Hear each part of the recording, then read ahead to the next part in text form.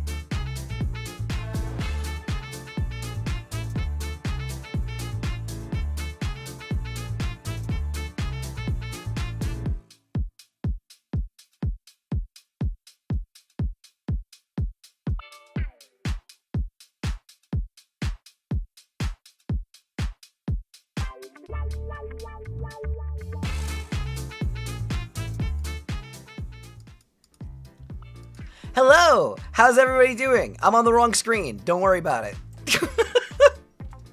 I swear, I need to get better at doing that correctly. I'm so in the habit of going to my Twitch screen like right away that it's just ingrained in me. So my apologies. But good morning, everybody. How are you today? I hope you're doing well. In fact, you better be doing well. If you're not, then stop it. Stop it right now. Do well. Do well right now. Right meow.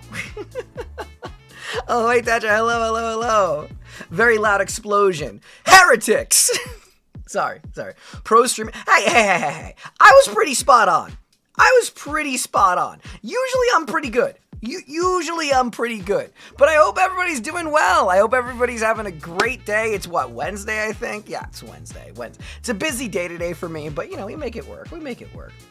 Hi, Tetra. I am new to your channel. Well, hello, Eric. I hope you're having a wonderful day and welcome to the channel. I think she walked multiple paths. Wait, who? Wait, what? Where? When? Me? Huh? Ahoy, Archon. Oh my god. Literally, I posted, whenever I hear Archon now, I just think of Drakari, of course. So I posted in the community tab, right? And of course, I told you guys who won the poll. And I just love seeing the diversity in the comments and being like, mission successful and mission failed for the emote that you guys won. But lots of stuff to talk about today. I have a great stream planned for you all. We're going to be doing an Adeptus Ridiculous episode. We're going to be learning about Guilliman, Gorillaman, Girlyman, whatever you want to call him. I've seen a million different names, but we're going to be learning about him. And then after that, I have another video from Morpats with some more horrifying things from Australia. It's a bit longer, so I'm probably only going to do half of it today, half of it on Friday. Because today I only have roughly I'm gonna say 3 hours, but let's say that it's 3.5. Let's say 3 hours, even though I have more like 3.5, just because I want to give myself that buffer, because I know I'm gonna hit 3.5, even though I say 3. Wait, what did I just miss? Well, thank you, Red, for whatever just got sent to the Shadow Realm. I don't know. Don't call her that. What did they call me? Oh. Oh, well, thank you for the super chat, Red. I appreciate it. You're gonna watch all, remember to swap to live chat. Oh yeah, whoopsie, I forgot. I'm not in live chat. I'm in top chat. I'm in top chat. Whoopsie. Yeah, the one mom word you guys can't. Yeah, I don't care what mom variant you use, just don't use the other one.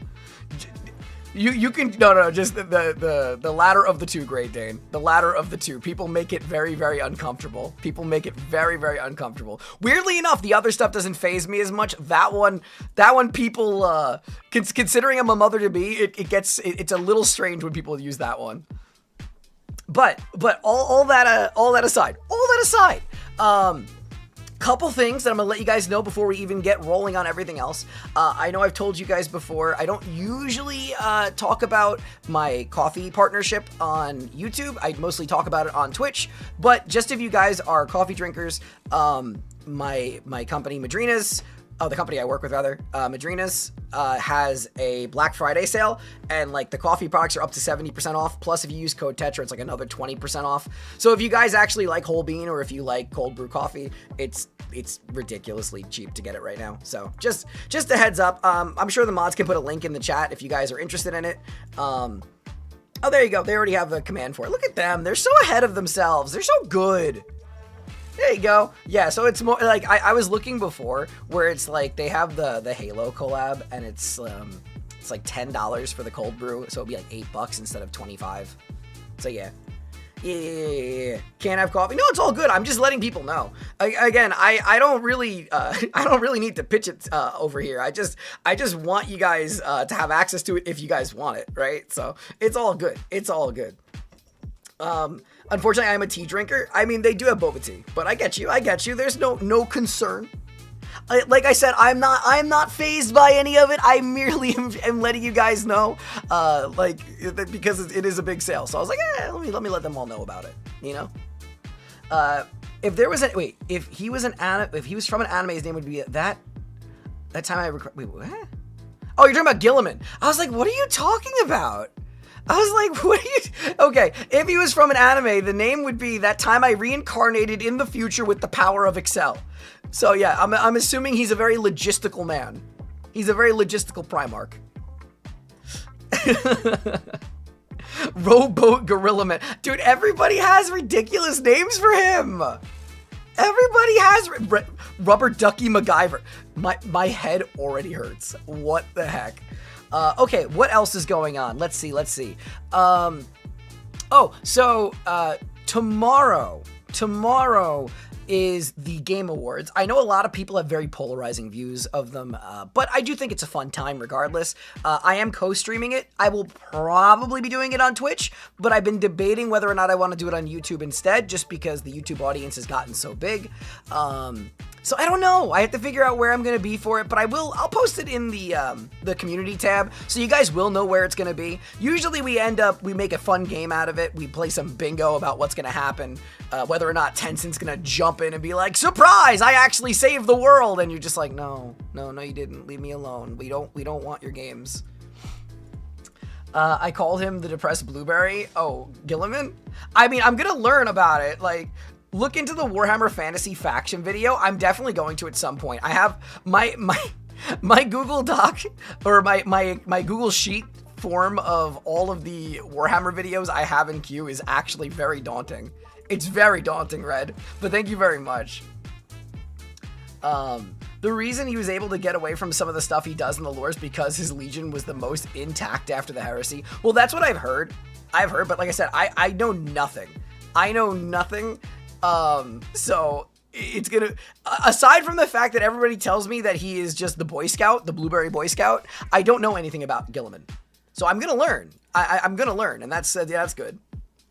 But I'm excited to find out. I mean, the Fall Acadia video was great. The Fall of Acadia. I ended up making a short. Wait, I may be mistaken, but they have an Origins episode and post Cadia.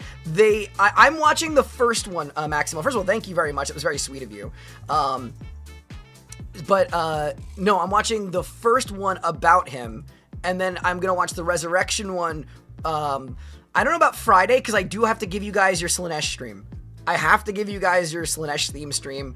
I might do the Slaanesh stream Friday because I'm getting my nails done today, and the nail color everybody voted for was either purple or pink, which of course I know why you guys voted those colors. I know why.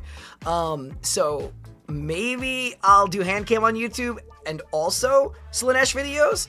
But we'll figure all that out. We'll figure all that out for Friday. But then I'm going to be, after that one, I'll probably be watching the resurrection of Guilliman as well. I don't know exactly why he's resurrected or how he's resurrected or what that's about because I don't know anything about him yet. So we're going to have to learn. What about Tau? Tau have not been recommended as aggressively as the other categories. It does seem to be that Primarchs are the most recommended, but my favorite thing that I still have not even gotten into yet is the Drukhari. So I definitely need to watch the Drukhari episode. That might be what I do for the Slaanesh stream, is just watch the Drukhari stuff. But Tetra, all your streams are Slaaneshi streams? Also, I saw you guys talking, speaking of that, I saw you guys talking in the chat in the waiting room about the shot I had to drink that Yura made for me. Wait, Matthias, thank you so much for joining the little beans. Thank you. Enjoy the emotes. The cursed emote will actually go in the next slot. I think we're like eight members away from you guys getting the Sniffa one that nobody actually needs or wants or should have ever. You have to wear the rainbow socks during oh my god. The first bundle of those that were bought from Throne arrived today, and I'm not ready. What else was I gonna say? I lost my train of thought. Oh, you guys were talking about the shot that Yura made me, right? So we ended up just calling it the Slaaneshi surprise because something I have over on Twitch is I have a punishment wheel for subs, and there's one called Mad Scientist Yura where my wife will go and make a concoction that I have to drink from the kitchen, and she decided because you guys are such wonderful little beans, we're egging her on to make something cursed. She made something that was horrifying. It smelt terrible. It was white, viscous. It was awful. And I had to drink it twice, once here, once on Twitch. And it was dubbed the Slaaneshi surprise. It was the worst thing I have ever consumed. It was so bad. Oh, I don't know all the stuff in it, but I do know that it had ranch and mustard in the shot. It was awful. It was so bad. It just was, it was vile. Why does it, well, I literally, so on Twitch, I literally called it that. That's literally, okay, yeah, it was a quote from me, I would just put, yeah, I literally said that. It was so bad. Oh my goodness. Also, I love the fact that my screen's resolution right now is so screwed up that it's flickering. My community over on Twitch has been yelling at me because no matter what I do right now, all my monitors are getting screwed up. I have my main monitor that flickers on and off. I have my right monitor that uses my side programs that is already like half colorless now, as like it's like creeping up monochrome from the bottom of the screen. And it's just consuming the monitor. And that's the one everybody wants to swap out. It's so bad. Nothing like a glass of Slaanesh. Oh. It's not that scary in Australia. I live there, guys. I mean, I've heard that Australians feel that way about some of the wildlife in the States, and then you realize that the United States has some really cursed wildlife too. Like, for every carnivore out there, you gotta remember we have a tick that if you get bit by it, there's a chance that you'll be forever allergic to red meat. Which is like, it's not neurotoxin season like it is in Australia, but there's some really obscure things that happen here.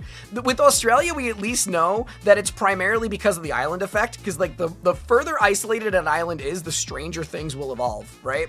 During the Battle of Calth, Guilliman was ejected from his flagship and spent hours walking on the outside of his ship, punching the heads off word bearers in space with no helmet. Why do you guys act like he's not cool? That actually sounds really cool. Also, thank you, Red, but that sounds really cool. Wait, does it actually give you like a number one? Does it have a leaderboard for people who do super chats? That's wild. That's funny. I'm like, wait, I saw somebody else with one, and then Red all of a sudden comes in with the steel chair. No, number one is my spot. Have you tried playing to the Blessed Machine? No, we don't like the Machine God here. I do not like the Machine God. I do not like Mechanicus. My printer is still unplugged from the day that it went crazy on stream. I am scared of the Mechanicus. 40k Guilliman's really cool. Everybody made it seem like he was lame. Is it because of the fact that he's just really popular that people are being contrarian? Because, like, he sounds cool. Like, I'm not lying. He sounds cool, but maybe that's like a silly take on my part, but he sounds cool. He is comparatively not cool as all the Primarchs, but all the Primarchs are badass AF. He's actually so good when you get into his lore. Okay. Okay, so he's cool, but his faction's so overused we loathe him. That's so silly, though. You don't need to dislike things because they're popular. Sometimes things are popular for a reason. Now, don't get me wrong. His faction's not really on my radar as being exciting or cool. You know, I like other factions more, but, like, who cares?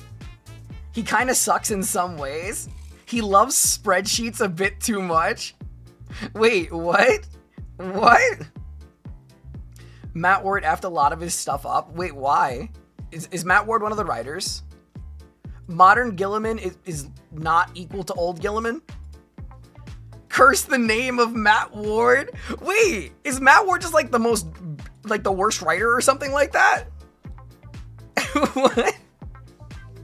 I'm gonna have a sip of my coffee. Hang on.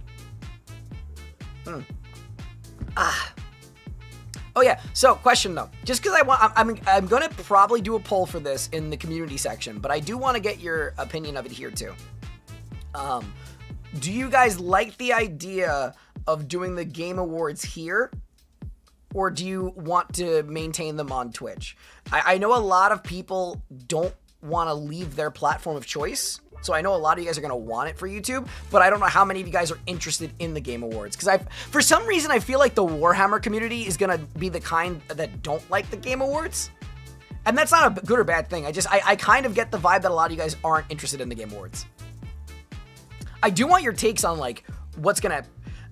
Guilliman keeps a tight leash on his temper, and oh my God, I'm sorry, I can't read today.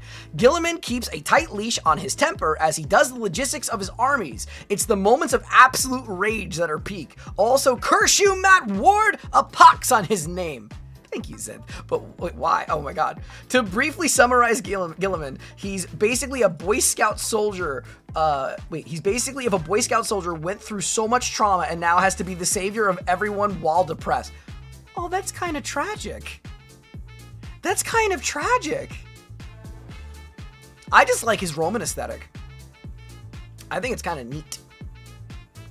Did you guys like my thumbnail, by the way? It's just Guilliman versus a kangaroo.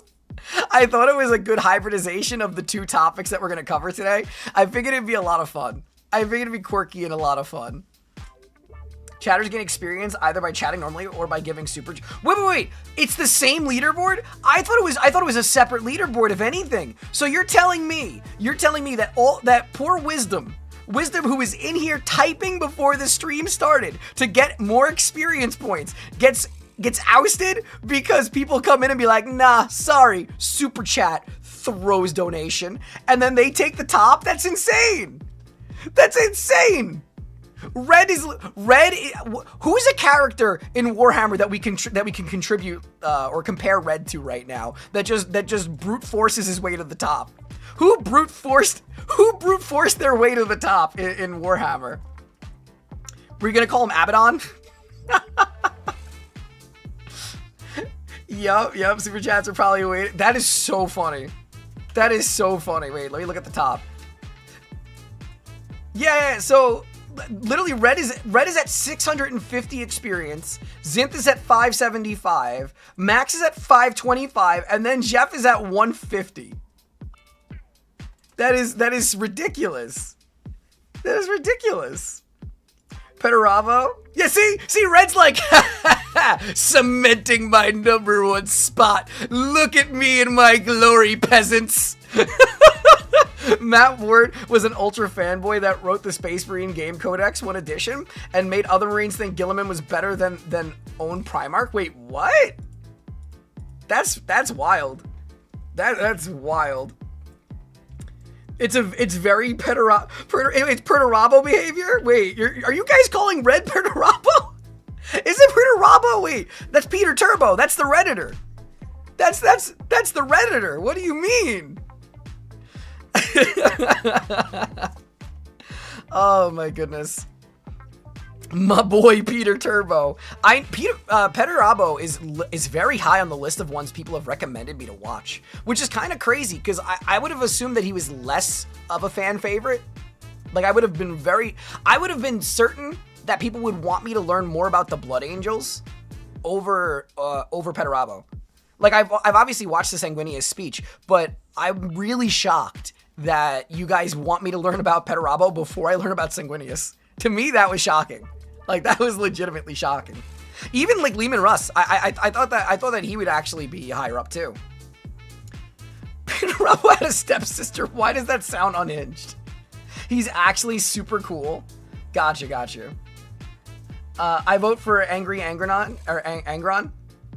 You think the Mechanicus is bad now, but wait until you get to the Dark Eldar. Do we tell him? Do we tell Matthias that Hun, the Drakari are my favorite. The Drakari are I know what they do. They are my favorite faction in Warhammer. I'm literally trying to appease my chat and make a Lilith Hesperex color palette for my model. I have a short about the galaxy's best IKEA.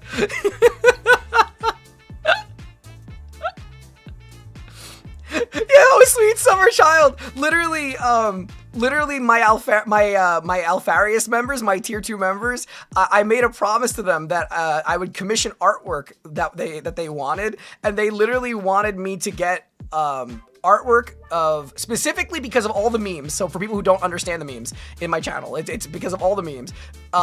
Me in Drakari armor on a throne with the fucking rainbow socks because chat's unhinged and they like funny memes and tea. Matt Ward is why the Ultramarines are the poster boys of 40k. Before him, Games Workshop advertised using every chapter, but his stretch had all the Marines looking so Marnius Calgar as their spiritual liege. Wait, what? What? The more war crimes, the better. Tetra 22. No. I don't think that the more war crimes, the better. I just think that the IKEA elves are just quirky and artisans. All right, you guys are giving them a bad rap. They're nice. They're nice furniture salespeople. Okay, they're cute. They're quirky. They just make couches that scream. I don't see what the problem is. All right, I don't understand. Yeah, and he tries saving that. Yeah, and he tries saying that they beloved even above the Blood Angels, the descendants of the glorious Hawkboy. Oh wait, you mean with the what is it called? The Ultramarines? Matt Ward and his living power fantasy. Like, I love how much you guys. I've never seen you guys like hate somebody more in this community. I have never seen so much instantaneous venom that you guys have expressed towards an individual, quite like you are saying towards Matt Ward. Drakari are the worst of the worst. Yes, even worse than straight up Chaos Wars. No. I think you're being a little bit judgmental, all right? They're just quirky little guys, all right? Speaking of quirky little guys, I ended up making a short last night because I was, all right, this is where people yell at me and say I'm a workaholic and I always have too much to do and I don't sleep and blah, blah, blah. So even though I streamed yesterday on Twitch, even though I released a video on YouTube, I had a couple hours at the end of the night and I was being a little bit stir crazy and I'm like, I'm not being productive right now. I need to work. So what did I do? I scripted, wrote, and made a short from scratch because I needed to do something. And I ended up making it about good old Trazen in the British Museum from the fall of Cadia. So that was a fun one. It's doing quite well, actually. Iron Within, Iron Without, the Unbroken Litany. Hello. Oh, why I say hello? Thank you, Ren, for saying hello. God, my brain is so fried today. And yet you have a problem with Mechanicus whose furniture is actually functional. I don't like the Mechanicus because of a couple reasons. Now, I will understand. I will have a better opinion of them as I learn more. But from what I see with the Mechanicus, they are some of the biggest hypocrites in the entirety of the Warhammer universe.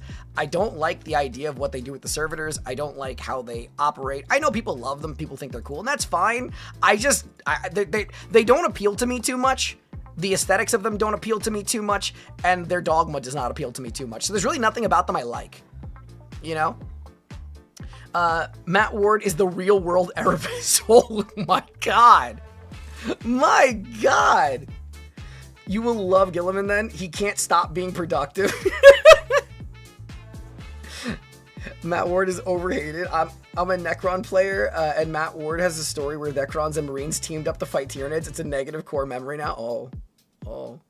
I'll be honest, if every faction received the same amount of glazing at the point or another that the Ultramarines received back in the day under Matt Ward, more people would be happy. Thank you so much, by the way. Also, you just speed ran your way to number 3 doing that. God damn.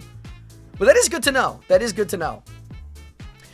Just here to say hi. It's very late over here. Well, don't worry. You'll be able to watch the VOD later. Plus, I'll also cut up all the segments into their own videos so you can watch whatever you want, whenever you want. But I really appreciate you stopping in to say hi. It means a lot to me, so thank you. Also, I gotta tell you, comments on the Australia video were very interesting. Very, very, very interesting. I had to delete a few. Most of them were very nice. Turns out, like I said, Australians are afraid of America. Or not all, obviously. I don't want to say all because everybody gets angry. One person I thought was really funny. I'm jumping around, obviously. But one person made a comment that I thought was actually really, really funny. They're like, you actual coward. You, let me try to remember the words exactly. You absolute coward. You would rather have actual disease-spreading diseases than a peaceful spider in your house. And I just responded with, somehow, some way, I think there are better alternatives to keep mosquitoes out of my home rather than having a crab-sized spider scuttling its way behind my picture frames. Somehow, some way, I think there are better options. I'm Australia. The only guy that receives the same level of hate as Matt is a writer of the Tau books. Okay, but is that because the Tau are really overpowered, from what I understand, or is that because they are just written poorly? The one thing I'll say in defense of the AdMech, despite the handle, I'm not their biggest fan. It's an inside joke of sorts. There is somewhat legitimate reason as to why they do. Isn't like the guy who was in Cadia an AdMech, right? I forgot what his name was. The one who was at the Fall of Cadia trying to figure out what the pylons did that Trazen worked with. Wasn't he a blatant hypocrite of the lore of what the AdMech do? Right? Hi, Bran. To be fair, huntsmen are pretty chill, even if they're huge. Yeah, exactly. I don't care if they're peaceful. They're big. You probably like some more of the Radical Mechanics members who go against the dogma, like Bella. Call. That was his name. Call. Yeah, no, I liked Call. Yeah, Call was a quirky guy. I thought he was kind of funny. So I did like him. No, I don't know. Just the Mechanicus, like, one of my friends is a massive Mechanicus fan, and I've been exposed to the Mechanicus longer than I have to other bits of Warhammer, and I've never really quite liked them. Not like I don't hate them. I don't hate anything. And I'm trying to think. I actually don't think there's anything in Warhammer I hate. Are there any factions I just really don't like? I really dislike Lorgar. But, like, I think that's just from the community gaslighting me into hating him. But, like, I don't know if there's anybody I really hate. I'm trying to think. Is there anything I actually despise in Warhammer? He also has a rogue girlfriend in his basement. I've heard. Call is the bad boy and the cool kid Mechanicus. He's the Fonz. He's the Fonz of the Mechanicus. Hey. Erebus, yeah, Erebus, true. Erebus is pretty bad. But there's gotta be something else. No. I don't mean like the normal sense. I don't mean like the normal sense of hating a character because it's important to hate them, right? Because Erebus is meant to be hated because of what he's written to be. No, I just mean like, is there something I just don't like? Is there something I blatantly don't like in Warhammer? I'm trying to find something. Because I mean, I'm not a fan of, like, some of the Eldar, but nothing crazy. Like, I don't hate them, I just am not a fan of them.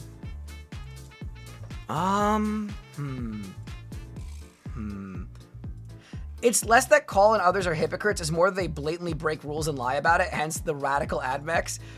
I mean, okay, that's fair. That's fair. Also, thank you, Max. Thank you. Fulgrim. No, I don't really hate Fulgrim either. You know what I do despise? I do hate I actually hate the Chaos Emperor's children. I actually hate their designs. I hate them with all my heart and soul. Because I really like the design of pre-heresy.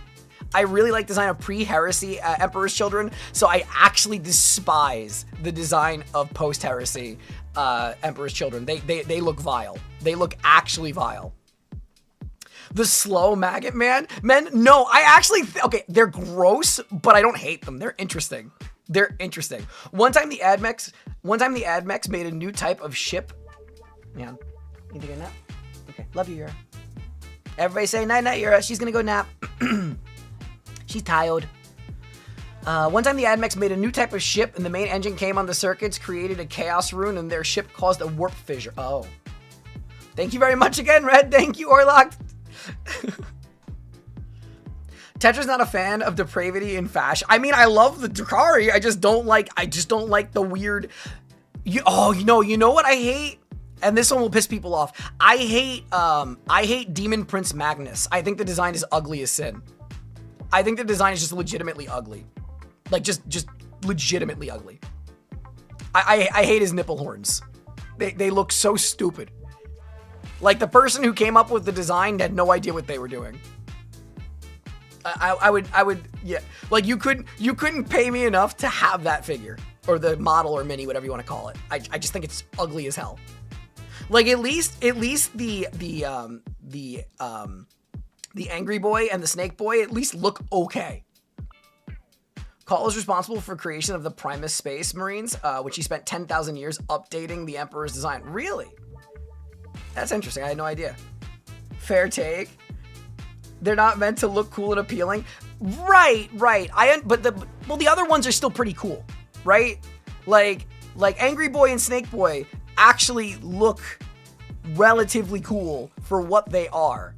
I just think, I don't know. It feels like Demon Prince Magnus looks like an 80s psychedelic fever dream with all of the aesthetics of that era. It's just how it looks. It's just how it looks. Like the color palette for him, everything about it just is not pleasant. Come on, it's so peak. I don't think so. Fair, a lot of people magnetize the chest armor so it's optional. What do you mean they magnetize it? So you can have optional nipple horns? Oh my god, that's amazing. Oh my god, that's amazing. Trazen appears in Cadia, Finn's array, hunts demon princes for fun, flirts with Call, and calls him almost clever, refuses to elaborate, 10 out of 10, yeah. Please look up his old model. Who am I looking up? Magnus? Am I looking up Magnus's old model? Hold on. Magnus Warhammer model. God, he's so ugly. He's so ugly. Like, he's so ugly. Like, like, out of all of the designs, he looks like he looks like a product of the 80s. Everything else works. He just looks like a product of the 80s. The old model, what, pre-heresy? The pre-heresy one I'm looking at is fine. It's not my cup of tea, but it's fine. That's so mean, not wrong, but mean. I mean, it's fine, right? Like, so I'm not a fan of, what's his name? Mortarion, right? I'm not a big fan of Mortarion, but at least his figure, even though it's not aesthetically pleasing to me, is still really cool, right? I don't like the Nurgle aesthetic. I don't like the rot aesthetic, but I think that the Mortarion figure looks cool, right? Even if it's not to my cup of tea. I could see people buying it. I can't really see people being like, oh man, I really want this Magnus figure. I really want this nipple-horned psychic, or not psychic, psyker sorcerer Primarch. You know? Nah, it's peak. Damn, the Magnus model out of all models, really crazy. What, that's the one I don't like? Look at, here's the crazy part. Everybody's always entitled to their opinion. If you guys love the model, I love and respect you. Like I know at least one person's gonna be in the comments, and it's gonna end up being a comment that gets flagged by YouTube, and it's gonna be my little hidden section that I see, and it's gonna be like, how dare you insult my Primarch? You don't know what you're talking about. You're an infiltrator. You don't have an opinion. But like, whatever. Like, it's based on aesthetics. Mortarian's model's pretty awesome. Mortarian's model's pretty cool, despite the fact that I don't like the rot aesthetic. Death Moth with the scythe is so cool. Have you looked at either of the Loyalist models of Mortarian or Magnus? I see the Magnus Loyalist model. It's fine. The Loyalist Magnus model, from what I see, is fine. Like, it doesn't bother me. I came away on meat IKEA. I come back to the titty tusk. Yeah, can't forget that, Zero. No. Good night and have a good stream. Much love from Australia. I love your videos. Keep it up. You're an amazing YouTuber. I like the style of your avatar. It's pretty cool. Thank you so much, Josh. That means a lot to me. And just so you know, we have a very big, fun thing to deal with. I mean, that sounds so awful to say it like that. We have a big event coming up. Why did I say big, fun thing to deal with? That sounds strange. We have a big event coming up in the next month or so. I will be debuting my 3.0. So you'll see an entirely new model, still the same vibe, new artist, updated physics, updated rigging. Everything about it is going to be really, really nice. My Alfarius members have already seen what it looks like, or at least seen a teaser of it. It's coming along amazing. It's really coming along amazing. You can't see someone thinking a magical demon man. Come on now. Magnus's old model? Yeah, I did. I did already. I looked at it. I looked at it. It's fine. It's fine. It's not as bad as the post-heresy one. Tetra! Cowboy! What's up? The Slaneshi influence Kek? What do you mean the Slaneshi influence Kek? What? What? What is that supposed to mean? We have a big fun thing coming up. Time to make human furniture. Mardask, so also for anybody who didn't know, thank God I don't have to add any more of the meme thing that you guys are seeing in the emote there. I have not had any more bets that I've lost on Twitch.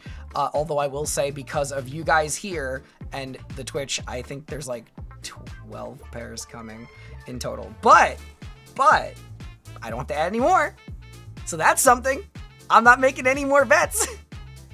Mardask is not a hero. Mardask is not. Stop saying Mardask the hero. He's not a hero. He's a problem. He's an instigator and a problem. But anyway, why don't we get started? I know it's only been 45 minutes, but because we have a bit more of a time crunch than usual today, why don't we get started? Because like I said, I have 3 hours, roughly 3 to 3.5 hours. The Guilliman video is an hour and 15. I know I pause and I yap a lot.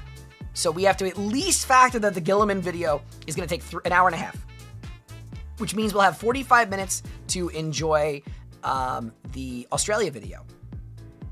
Want to bet you won't make any more bets? I'll take that bet. Wait a minute. I see what you did there. Little bit quirky. A little bit quirky. Can't believe you guys. Can't believe you. All right. Anyway, I hate that just shows in the chat. I hate that it literally just says Tetra Slanesh sock on the screen. That's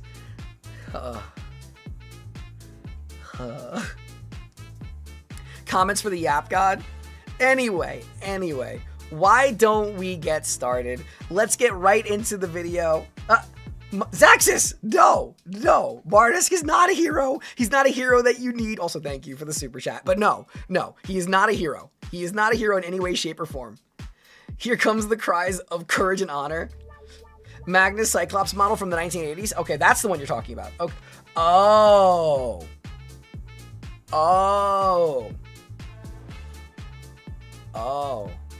That thing's ugly as sin.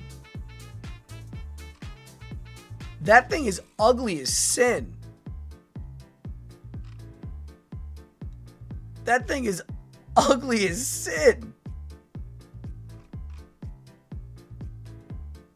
Ugh. Alright, now I know what I really hate. Also, internet, thank you so much. I appreciate it. Behold the greatest sacrifice to our age. Mardas. No, Mardas is a demon. Okay? Apocalypse, what are you doing? What the heck? Thank you so much. You don't need to give memberships. What the hell? Thank you very much, Goobers. Alright, Kropek, Jeremy, Tablos, One I Can't Read, and Ermeka, enjoy the memberships. Enjoy the emotes. Current Magnus model also has a Cyclops option, although I've never seen anyone use it. That good, huh? I love that, but also thank you, Apocalypse. That was very sweet of you. I love that this is just turning into a Bash Magnus stream.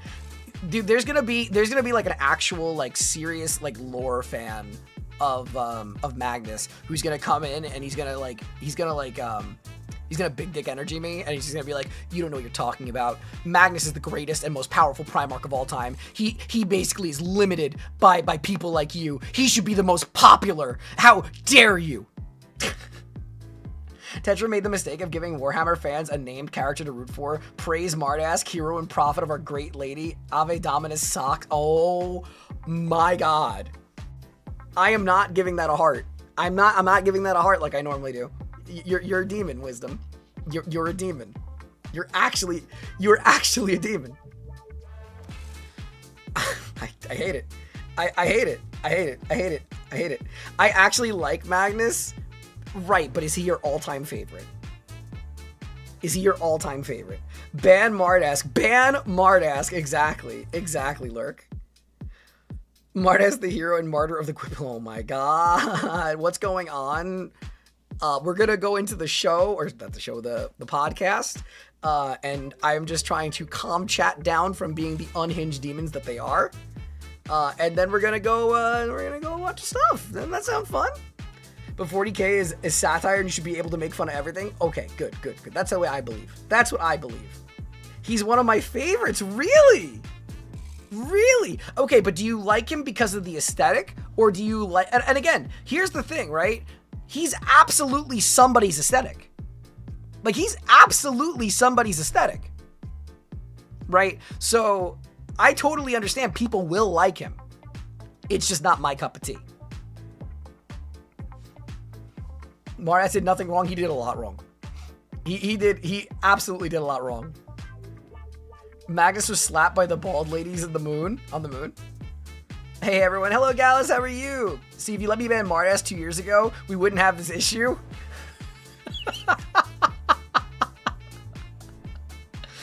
You know, it's a valid point. It's a valid point. Now he's a martyr. Now he's literally a martyr. Even if you sent him into the Shadow Realm, it would only make his presence more powerful to these people. Current Madness is actually broken up in his soul. His good soul parts actually help save the Imperium. Really? That's interesting. Sisters of Silence have ponytails. Well, so one of the things, speaking of the Sisters of Silence, one of the things that was on my wheel on Twitch is I'll commission a piece of artwork if you land on it. And one of them was landed on, and they requested me to have artwork of me as a Sister of Silence. So you'll have 3 pieces of Warhammer themed artwork now, because there's already the Sister of Battle one that was a fan art made by Jim. You have the Drakari one that's going to be only for the Alfarius members will get the uncropped version. The regular, the Lil Beans and regular viewers will receive a cropped version in the community tab. And then you'll have the Sister of Silence one. Tetra broke before the Mardask did. Shut up. I've been dealing with Mardask for years. For years. I never expected him to become a martyr. Hey Tetra, should we raid the Adric stream today? I don't know if he would like that. I've never really thought about it. Normally you don't want to recommend, I will say normally you don't want to really recommend on who people should raid into. It's usually bad etiquette, but that's not a bad idea. Like, I would love to do that if they're on when I end, but I also won't be ending the stream on Adric. I will be probably doing the Australia video for Morpats as the tail end of it. Brothers, just to let you know, I'm proud of you. Do not be, no, Mardask, go sit in the corner. Go sit in the corner. Go sit in the corner. Can't believe this. Can't believe this. All right. Mardass will no longer be known as the Sigilite. From now on, he'll be known as Mardass the Hero. Do not call him Mardass the Hero. Do not call him that. Do you understand how big of an ego you're going to give this man? Do you know how many jokes he has made about the size of my butt? Like Mardass is a demon. Magnus can change his height as well. He makes himself tower over everyone. Peak seething nerd energy. Azek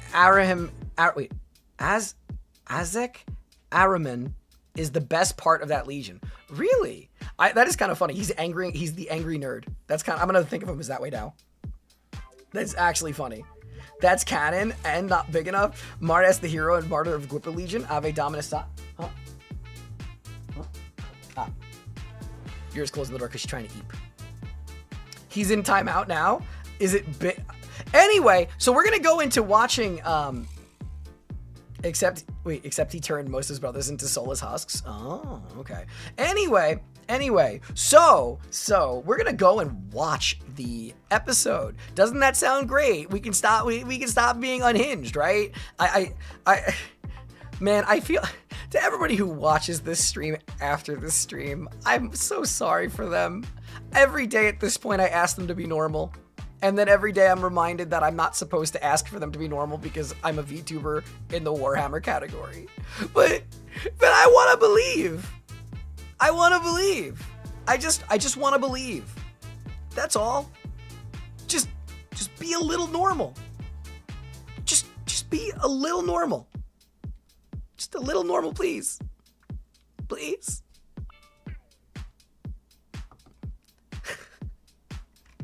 It's also the internet. Damn, you got me there.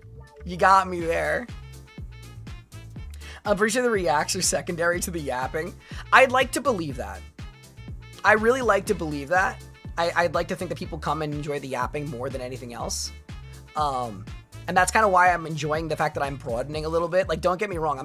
I say this because of people who question whether or not I'm actually doing Warhammer for the numbers or because I enjoy it. Obviously, I like it because the thing is, if I only wanted to care about numbers, I would only do the Australia stuff, right? Because it performs way better.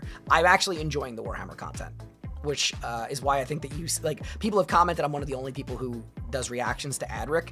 And that's probably because most people, when they go into the category of Warhammer, and there's nothing wrong with this because people do want to try and expose themselves, they go into the entry level videos, and then they wean off of it, and that's normal. I actually want to keep this as part of the content. I would love to make sure that at the very least, I always keep Wednesdays. Even if I do a million different topics, I want to make sure I always keep at least Wednesdays so I can say Warhammer Wednesday. It sounds good, doesn't it? But I'm enjoying it. I'm enjoying all of it. I'm enjoying all the content. I have a lot of, and it also makes me super happy that you guys are now recommending me to watch stuff like, real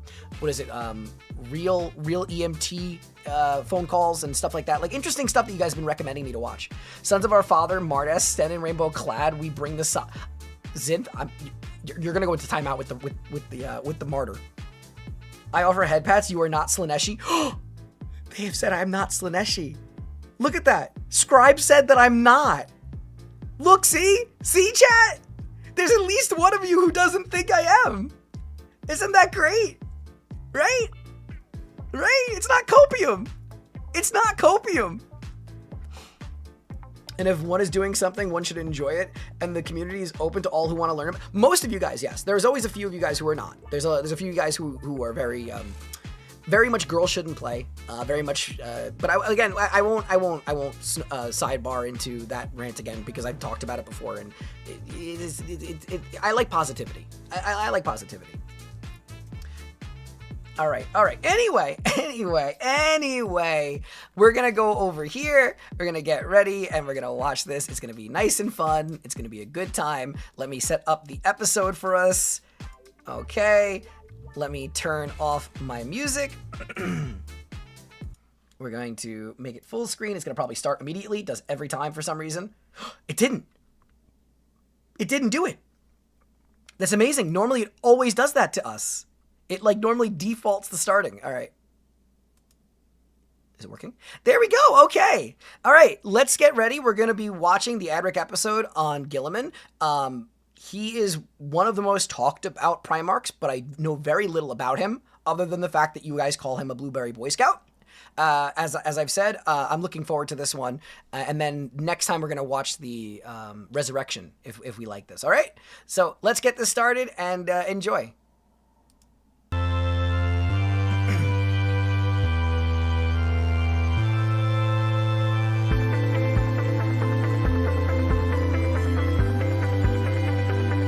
Welcome everyone to another episode of the Adeptus Ridiculous. I'm one of your hosts, DK. Okay, I need to make this criticism. I have watched now 4 episodes of Adric. I love them. I love all 3 of them. DK needs to change the volume of how he speaks when he does that intro part. I don't know if it's deliberate because some old shows used to do that, but I can't stand the fact that when we start this every time, you can barely hear him behind the blaring intro music. All right. Monty's, and on the Adeptus Ridiculous, we are all about the ridiculous, and my co-host Bricky is going to be sharing some really crazy stuff. Last episode, we talked about the fall of Cadia, which... Whoa, there was a lot there. It was a really interesting episode. But before we get into today's episode, which is apparently the revival of Robot Guilliman, hold on. Patreon.com/Adeptus. No, this is not the revival of the Guilliman. Wait, there was a different one about the revival. This is not the revival episode. It literally says Guilliman and the Ultramarines. So is he under the misconception? Huh. Well, I guess we'll find out, because there's one literally called The Revival of Guilliman. Like, there's literally an episode called The Revival of Guilliman.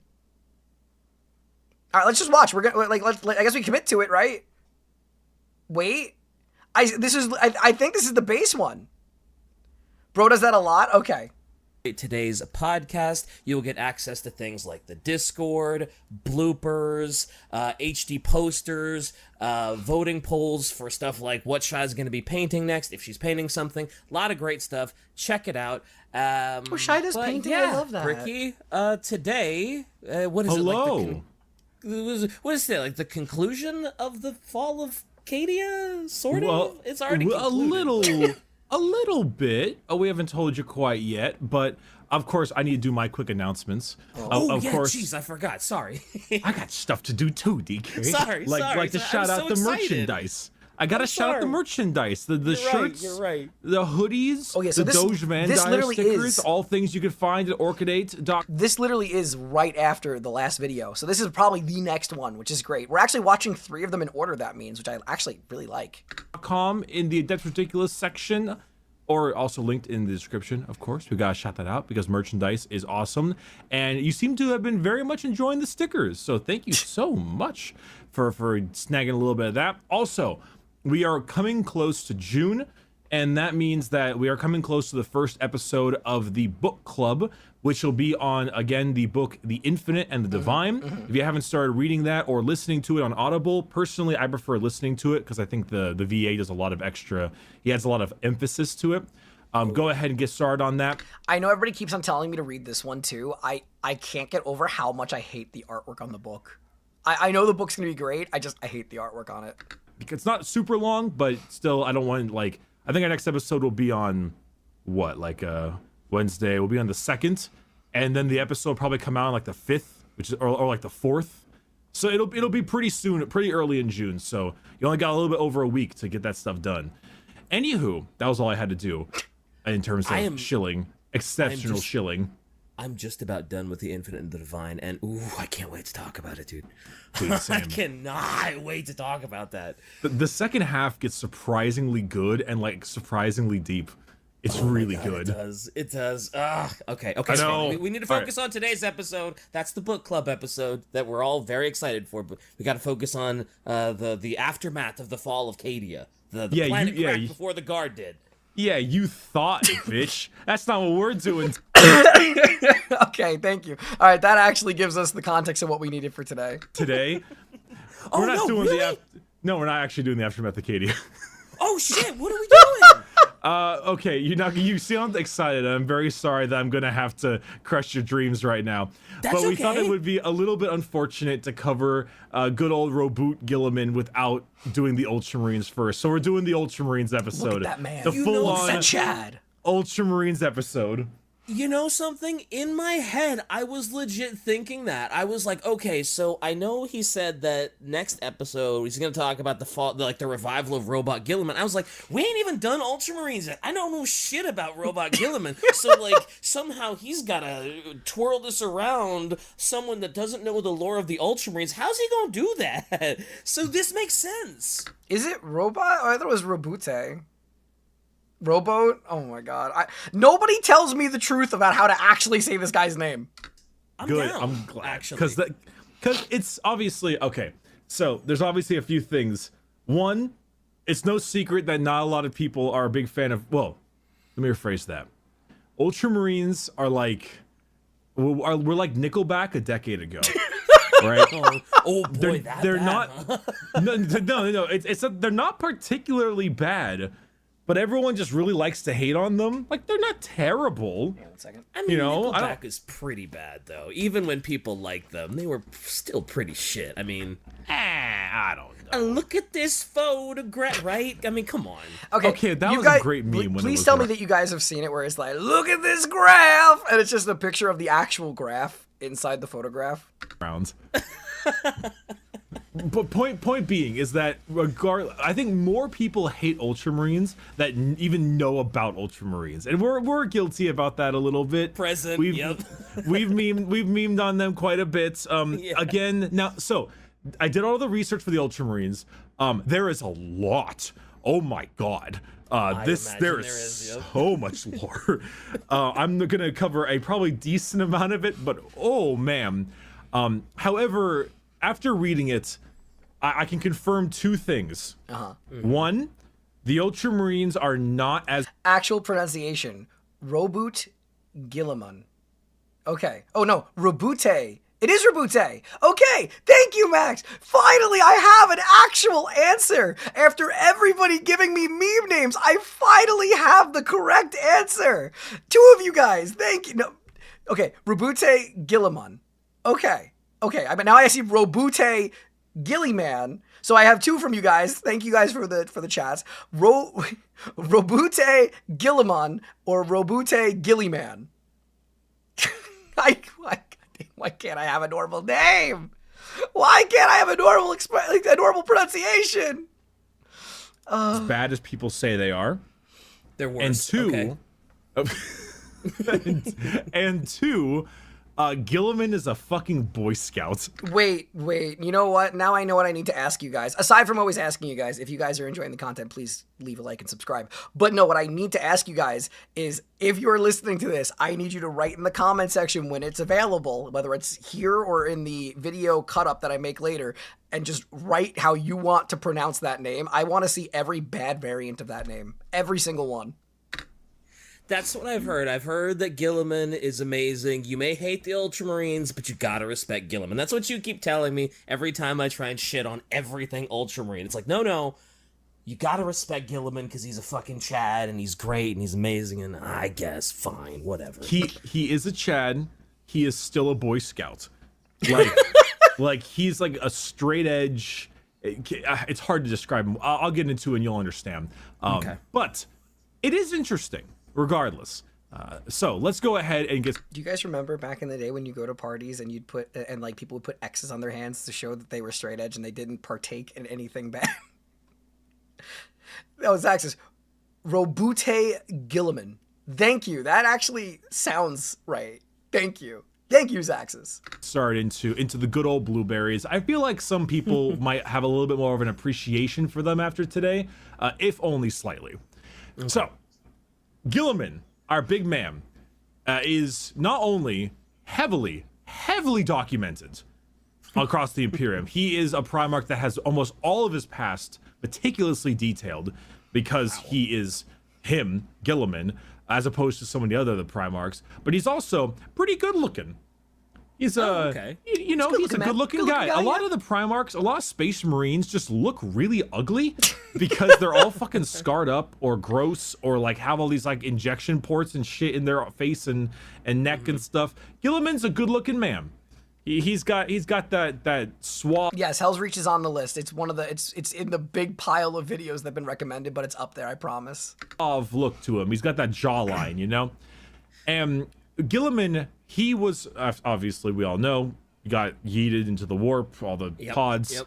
He arrived Yep. He arrived on Macragge. Also, there's going to be some pronunciation weirdness. I'm going to teach you how to say Guilliman properly. And it's, Oh my God. It's not great.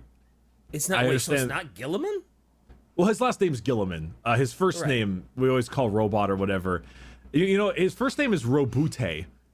I could have just waited. No, he's Robot. I'm sorry. I could have just waited. Robute. His name is Robot Robute. Guilliman.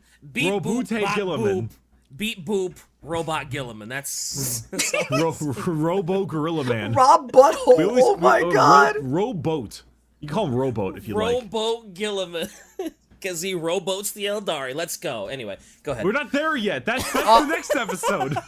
Oh, sorry. Excuse me? I just know that's one of the memes. Well, our good man Robute, Ro Eldar Bute. Sorry. He arrived in Macragge. All right, Macragge, the home world of the Ultramarines. Now, this, unlike so many other of the Primarchs, this was a pretty normal world. It wasn't too great. It wasn't too bad. It was fine. And it was on the fringe of space with some other of the Imperium's old colonies way back in the day of the Age of Strife. Wait, no. Age of Strife? Yes, Age of Strife. Back with the warp storms and shit. These worlds had these worlds had survived. And they still maintained a decent social order. Wait, does he actually have an Eldar GF? I keep on seeing you guys type that. Does he actually have an Eldar GF, or is that just like fanon? Because again, you guys drown me with fanon mixed in with the canon. Order and hierarchy there, but like not perfect. Holy shit! Shai just sent us a bunch of different names for Robot. Bobby G String, Bobby G Sting, Robust Girly Man, Robot Gorilla Man, Beauty Guillotine, Robot Girly Man. There you go. G Man. Huh? I know people are gonna keep. This is like the 8th time I've done this where like I've made like a reference and I'm like, hey, I need you guys to give me all the bad names you have, and then it happens in the episode. I swear to God, I don't pre-watch. It just I can't make this shit up. Wait, T.S. Gratchis get in the van? What? Rob. Just Rob. Every Big possible Blue Bob. combination of the previous Oh my nicknames. goodness. Big Blue Mary Sue. The Emperor's Personator. This is ridiculous. Bobby McGillicuddy. Rumble Buff and Counterpunch. The greatest little derivative pile of blueberry pudding pop fuckery that has ever glazed the surface of this shitty little galaxy. I like that one. Okay, I feel like that's a little extreme. I like that This one. sounds like Anybody calls him that. This sounds like she got this from 1D4chan. This reeks of 1D4chan. Oh yeah, definitely. 1D4chan, great for me. There's literally zero support for Guilliman and Yvrain. But we like to meme it to death here. Gotcha. Okay, so it's like the purple orcs. It's something that is just so synonymous with the community, but not real. Memes, by the way. Yeah, great Amazing for memes. Not great for everything else. Anyway, so this area in Macragge still had like spacecraft, short range travel, kept them in check with like their recent neighbors as well. Like it was a functioning society. So when his capsule landed, the people, like, they found it when they were just hunting in the woods or whatever, just some regular old folk. And this wasn't seen as something, like, superstitious or wild or anything. They were like, whoa, that's an advanced fucking capsule that fell from the sky. And they opened it, and there was a baby inside of it. And they're like, shit, there's a kid in here. Like, they were pretty normal. And this child was taken to the noble governor of the largest capital city of Macragge, known as Conor Guilliman. Oh. And he found the son, and he's like, I will name you Robute Guilliman, and he adopted him as his own kid. Aw. Okay. Pretty- so that's where the name comes Pretty from. normal and happy. Yep, he got it from his foster father. And like most Primarchs, he grew a little faster than he should have. significantly more than the average person. He showed like insane amounts of determination, intelligence. So how many years does it take for a Primarch to suddenly look like an adult? Like, does it still take like, 18 years, or are they like a full-fledged adult in 5 years? Like, that's something that's really never been elaborated on by the community. So I'm just really confused on that one, because I know that they grow fast, but like I didn't know if they are actually like growing super fast. 3 to 4 years? Oh my God. Age of 10, he mastered like most of the major tutor subjects for school. He mastered the arts as well, philosophy, history, understanding of human nature, psychology. But he was most adept, of course, at the art of war. And that was a big part of Macragge culture. They like to fight a lot. They weren't like barbarians or anything, but they were a little bit more industrial and a little bit more like... Do you ever play Endless Space 2? No. Nope. All right, that's fine. Anyway, what did you think I was gonna say? This always happens, man. Endless Space 2, it's like space civilization. It's for boomers. What is this picture? Well, not this boomer. Man, whatever, man. Go listen to the Weekend. Okay. He's really good. And then no one's gonna know that we had a whole conversation about the Weekend before we started this episode. That's true. That's true. Now they know. They just have no context to it. But now they know we had one. And they get to deal with it. When he was at legal age, he was given a force, like a little force of military, to pacify some of the northern lands of Macragge. Like, I know that I know any model will look good if you paint it well enough, but like that one actually looks good. Like, compared to so many of the faces, it actually looks good. There's some assholes, raiders, people out there. He arrived and he was able to sway the opposing raiders and forces. Like, he gained their respect of the war bands, and he like pacified the group, sometimes with force, but he was able to pacify the whole group and get them working together because he was just a really good diplomat. But when he came home, he found his capital city in like total fucking chaos. A co-councilman of his father named Gallon, he led a coup against his foster dad. Oh. And this was hardly like a new thing. This was like a Tuesday on Macragge. But in this instance, it was a little bit more hefty. It was all about political power and money that his foster father had got him, and a little bit worrisome of his new like foster son's position, because he's young and incredibly large and intelligent and scary. Yeah, imagine adopting a kid and at like 3 years old, he's already a foot taller than you and is already Giga Chad energy. That would be a reason to be afraid. I think that'd be a legitimate reason to be afraid. Lots of politics at play here. The long and short of it is that this guy Guilliman and his conspirators were all a bunch of aristocrats in an old aristocracy. And they were mainly led by a lot of impoverished young people, like the poor. And Conor was a hardcore industrialist. And so with all of his major like industry, he made the people very wealthy. And the aristocracy, or the aristocrats, kind of lost their power quite a bit, because the aristocrats really relied on like the poor to gain their wealth. And Conor was quite... Is that art from Dark and Darker? I don't know, because I haven't played the game a ton, but it just looks really, really reminiscent of the style. Quite the industrialist. He was very much like meritocracy. He made massive like sweeping infrastructure changes for the city, which made him nearly untouchable in the eyes of the people because they fucking loved him for that. And so obviously this is where the coup came in. The aristocrats wanted the power back. Oh, yeah, I imagine they would. They don't want the people having power and money. They want it all to themselves. Also, how do you trust a guy named Gallon? Like... That's like the Sultan being like, oh yes, opposed my to advisor, Guilliman? Jafar. Or He's Rabute? very loyal. There's nothing. He has a snake staff, red and blue. He's fine. He would never betray. His name is Gallon, for God's sakes. Like, really? It's like, oh, don't worry, we're a peaceful nation. You know, just ask our good leader, Goj Vandire. He's like, oh, who now? Yeah, he's a swell guy. Don't worry about it. He's swell. So Gallon went to town. He led a big old obviously the coup as I mentioned before, but between his own military force, he raided the palace, and then he got a bunch of drunken mob to go out and like burn down cities, go murder people backed by them. If I ever do read these books, I really do want to know like the exact time frames. I'm so curious to know how many years after he was adopted that he's like, yeah, I'm gonna stage a coup. Like the idea of him being a 4-year-old staging a coup is the funniest thing.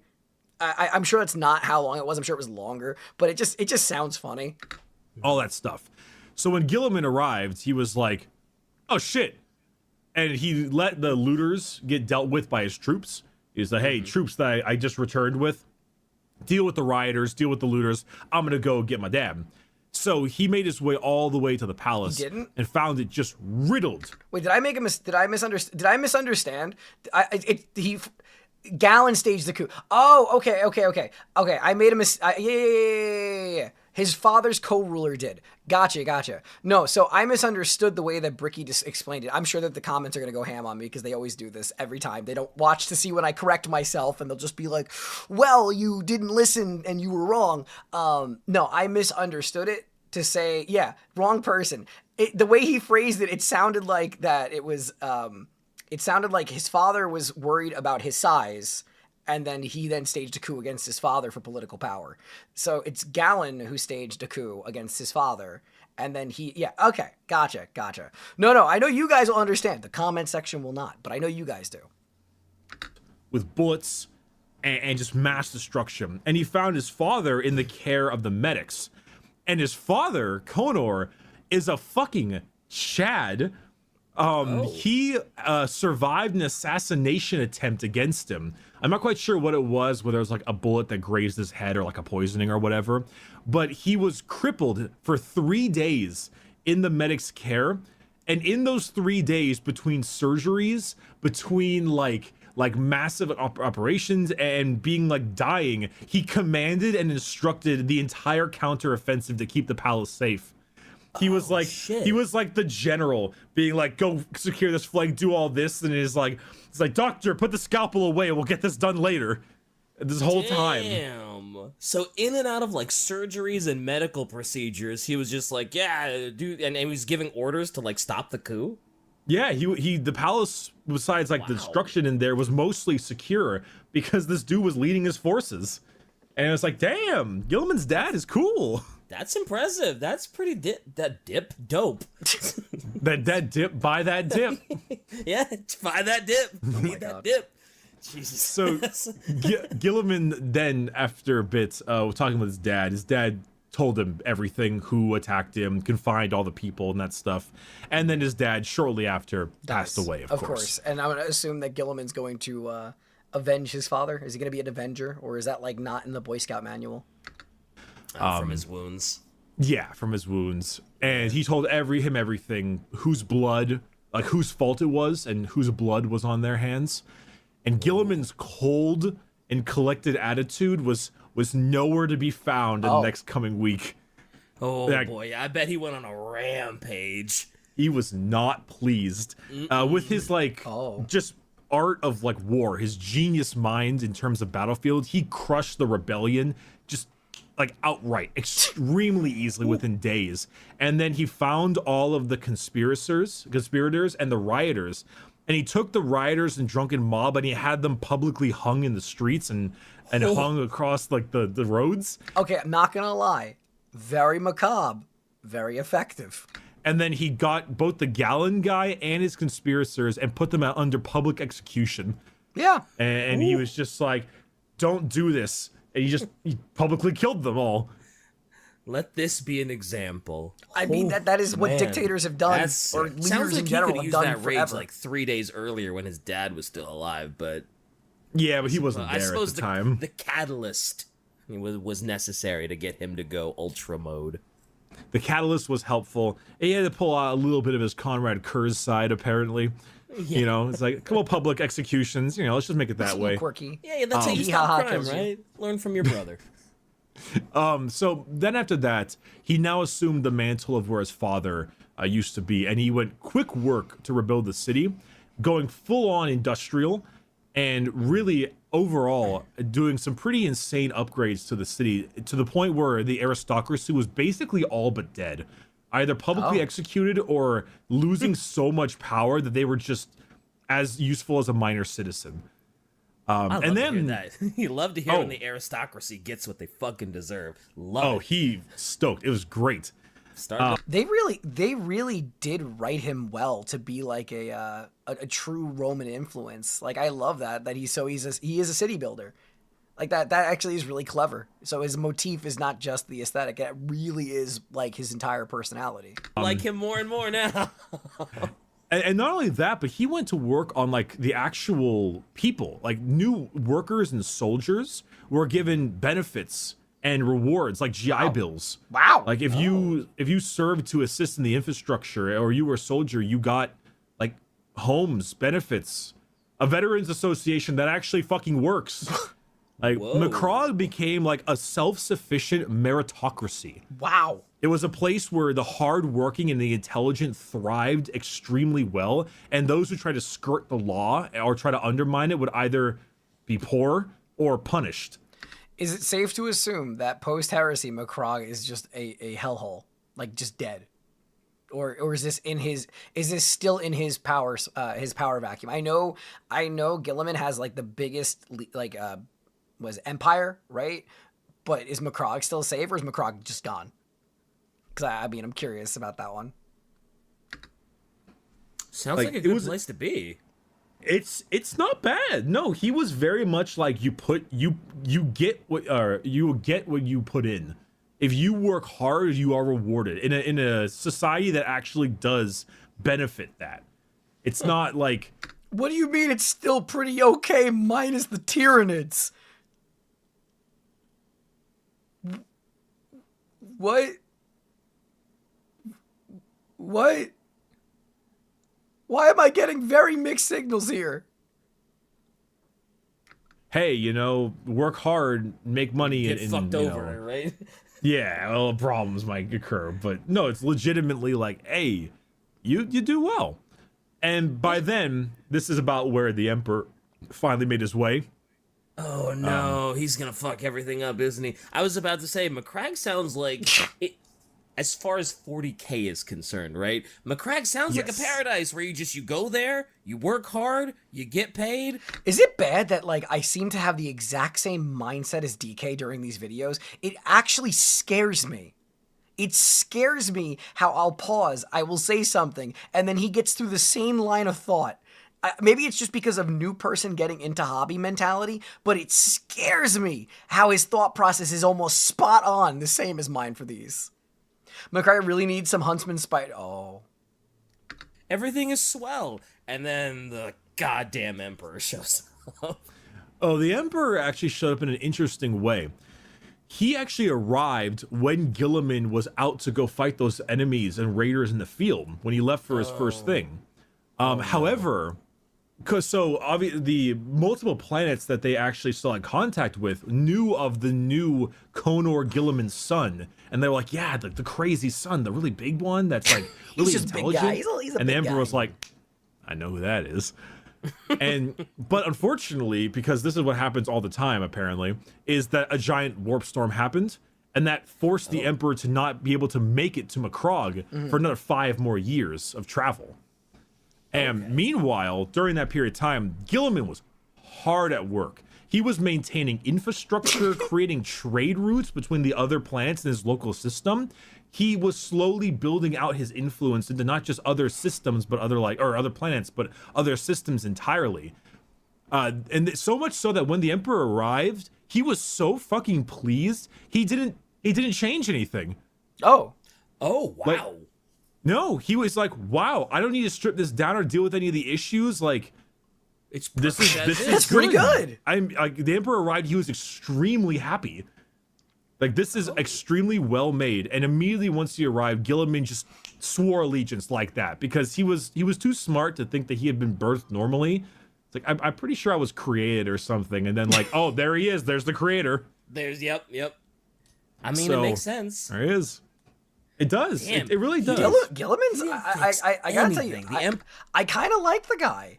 As far as my understanding of the Primarchs, I kind of like how smart this guy is.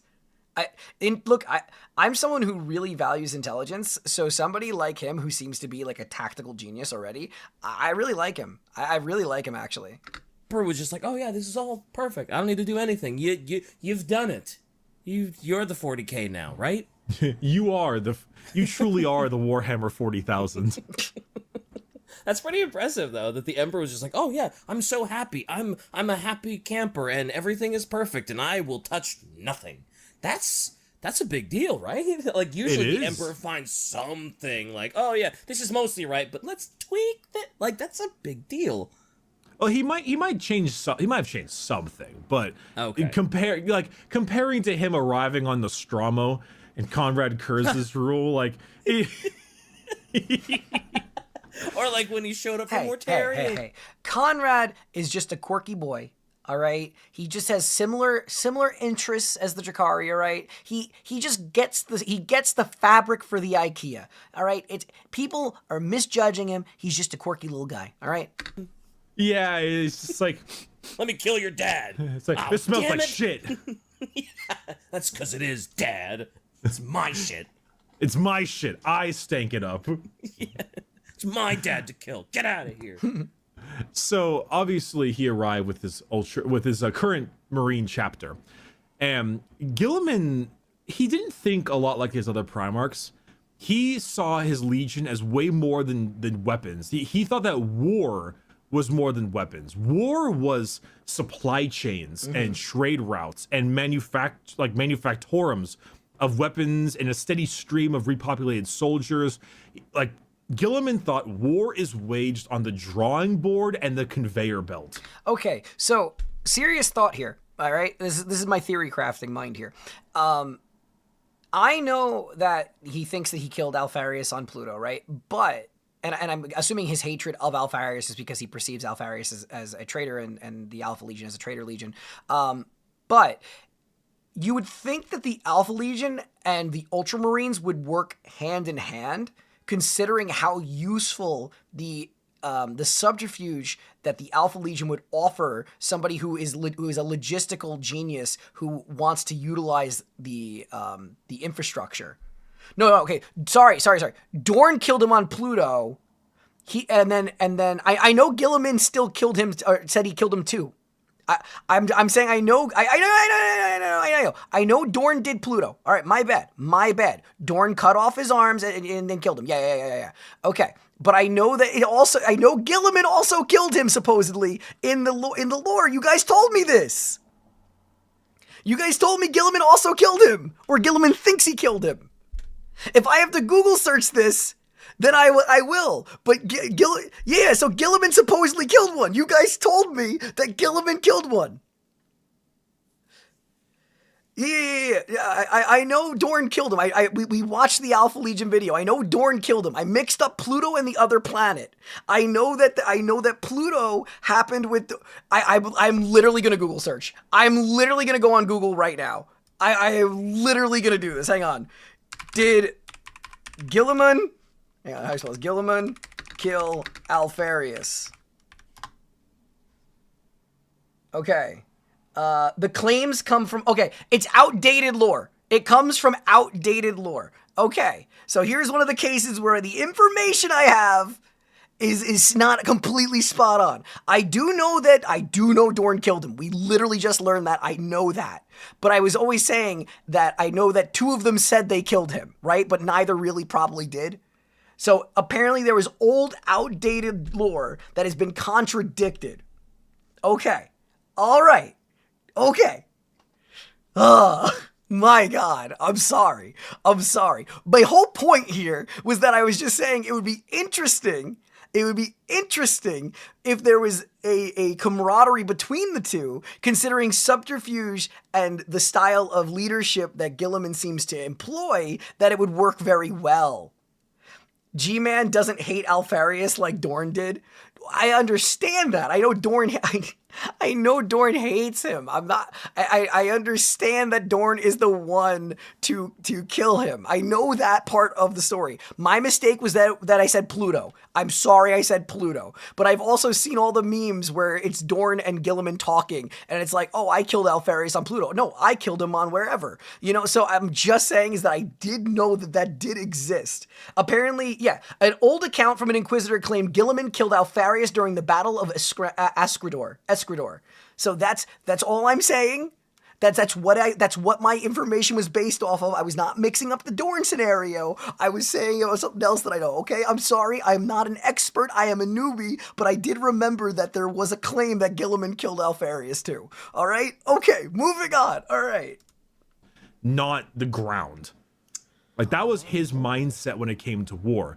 So not only would Macrog, normally whenever you get new recruits for a legion, it comes from the home world. For him, it would be Macrog. However, he would decide that no, it wouldn't just be from Macrog. I'm going to get it from my entire new area. All the planets that I have in the Macrog system, or something he referred to as Ultramar. Ultramar is this large sphere of space that got recruits from a large amount of planets. It was like an ever-expanding sphere of influence entirely under the guise of Guilliman and his Ultramarines, because I gotta... Wait. So is the entire warp in this sector or in this realm? That's the main warp, right? That's the rift. The Katie is right by that, isn't that? Huh. I'll do this quote later on, but he's quite the intelligent, what's the term I'm looking for? It's very much the guy who's all about the infrastructure and the understanding of production wise, The He's Ultramar, very though. What a dumb name. The Eye of Terror. Ultramar is a little silly, yes. But For such a smart guy, he comes up with some dumb name. I think there was a reason for it. I don't remember why he called it Ultramar. Well, come on, where else do Ultramarines come from but the Ultramar? They're Marines from the Ultramar. Come on, It was called Ultramar first, and then it became the Ultramarines, named after Ultramar. Well, whatever. I know, it's a little derpy. I told you he's a Boy Scout. He is Okay, gotcha. Thank you. All right. That means, so that's another reason I hate the Ultramarines, because it's a dumb name and a dumb origin for a name, but Roe Boy Guilliman is still pretty great. He's a smart man, and he understands the importance of figuring out supply chains and strength through it. Now he taught a very specific way of thinking. It's a dual doctrine. One side is about courage, discipline, skill, and adaptability. That's the practical side of war. The other was planning, precedent, analysis, and assessment, which for him was the theoretical side. And he was, again, he's a nerd, I know, but he really got this part down. He's like an accountant who loves his job. It's very silly, but look, I gotta tell you, I think that the theoretics, as he phrased it, the concept and the theoretical scenarios that can happen in conflict are some of the most important ones to think about. So I mean, I still think that that's a cool detail. I don't think that makes him a nerd. I think that's cool. By that logic, you're gonna say that Julius Caesar was a nerd. I'm like, I don't think having a war-oriented mind is a nerd. I think Magnus is a nerd, an angry little nerd. This does not give nerd energy. This gives tactical prowess. Maybe I'm crazy, but that's how I see it. During the Great Crusade itself, the Ultramarines liberated more worlds than any of the other legions. And this is mainly due to Guilliman's love for government. and his love for government. Love that government. And their size. He didn't just make sure the worlds went under him. He set up a self-sustaining government system. He created support defenses and orbital stations.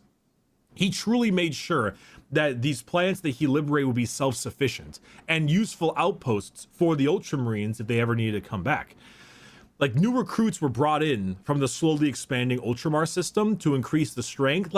When Horus finally became War Master, I think the Ultramarines had 250,000 Marines, and the second largest was the Word Bearers at 100,000. Wow. They were very big. Damn. Quite a bit. Well, I guess it makes sense. If every planet you liberate, you're like setting up an infrastructure where it can contribute and be self-sustaining, you're gonna amass a pretty fucking big army real quick that way. That's pretty smart. Hell yeah. And also, it's kind of interesting because, okay, I know you probably haven't played this game either, but have you played Frostpunk? That's the one where like your city's in perpetual winter and you got to make it survive. Yep. I played a little bit, not a ton. I have it played a little bit. So I've actually been playing it a lot recently. I really like it. I also like game. really depressing Polish games. So and that's a depressing Polish game. But I was playing it recently, and I feel like people who really like Frostpunk, which is a great game, those listening, it's great. You know what? Perfect segue. Cyberpunk. There's actually a Cyberpunk collab on Madrina's Code Tetra. Game, you should try it. It's like. Yeah. I want to sound like a games journalist, but I'm just gonna say it anyway. It's the Dark Souls of city builders. Oh man, there's someone's hitting the thumbs down now. You know that, right? Somebody It's the just Dark click the thumbs Souls of down. city builders. I'm clicking the thumbs down in the future just for that. Oh, It's a very hard city builder. Anyway, if you're the kind of person who really likes like.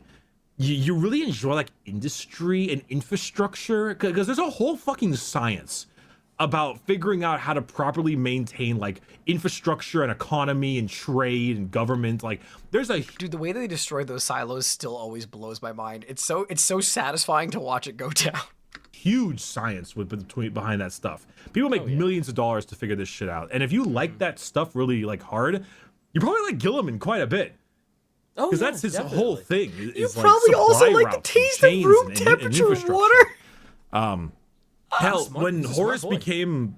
became War Master, when he was finally given War Master after the I forget exactly the war's name, but the big orc war, and right after that, he actually like unlike a lot of his other brothers. Oh, Triumph of Ulanar, that was what it was called. Unlike his other brothers, Guilliman was like, okay, Horus is the War Master. Oh. He accepted this without any resentment, even though Horus kind of believed that Guilliman would have been a better fit. It kind of sounds that way. Yeah, like, Guilliman I mean, does seem like he'd be a better fit considering from what I what see. he's done with Ultramar. Ultramar. Ultramar. Ultramar. Come with a better name, you fucker.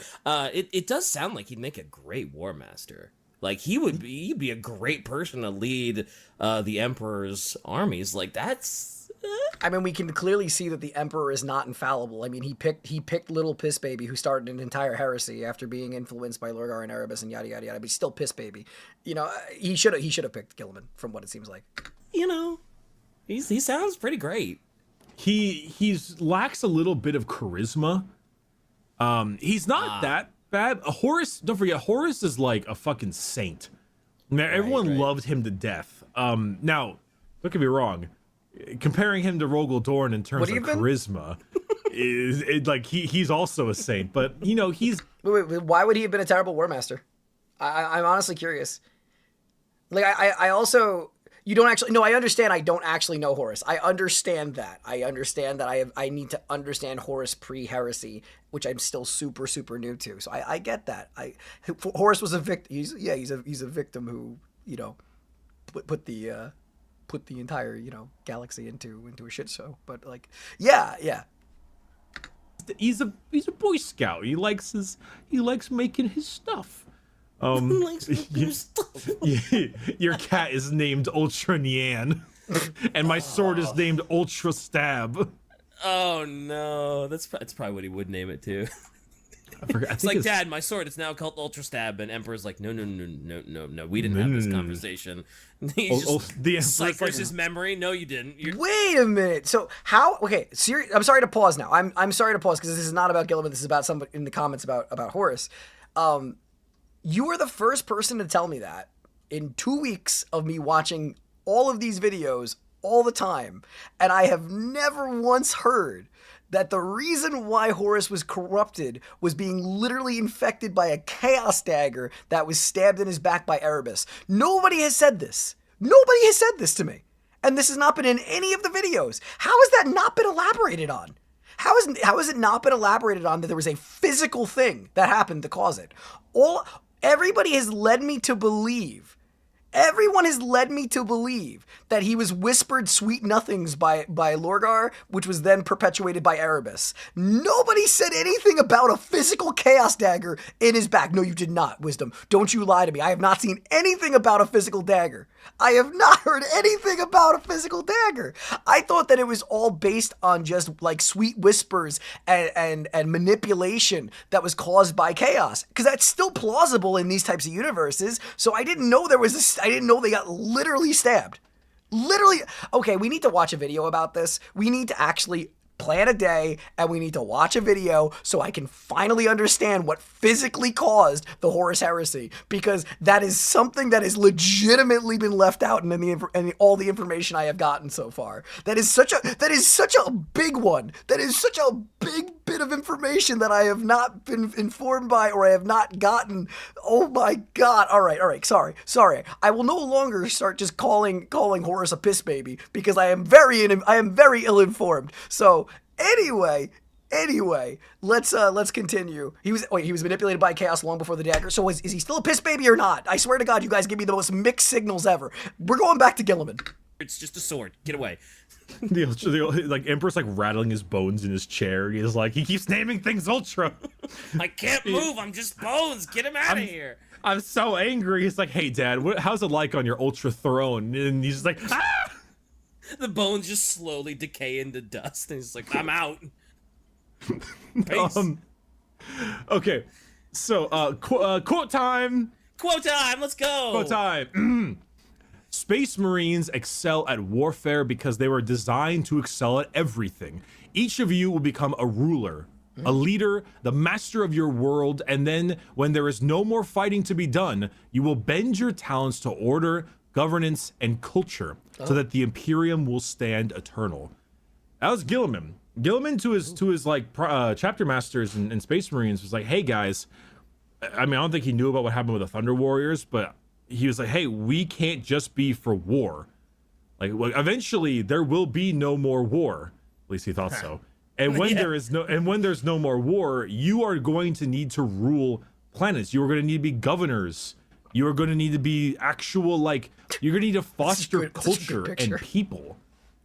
Like, and that, like, you're not going to just be a weapon for war. You're actually going to need to lead, and you're going to need to make your people happy.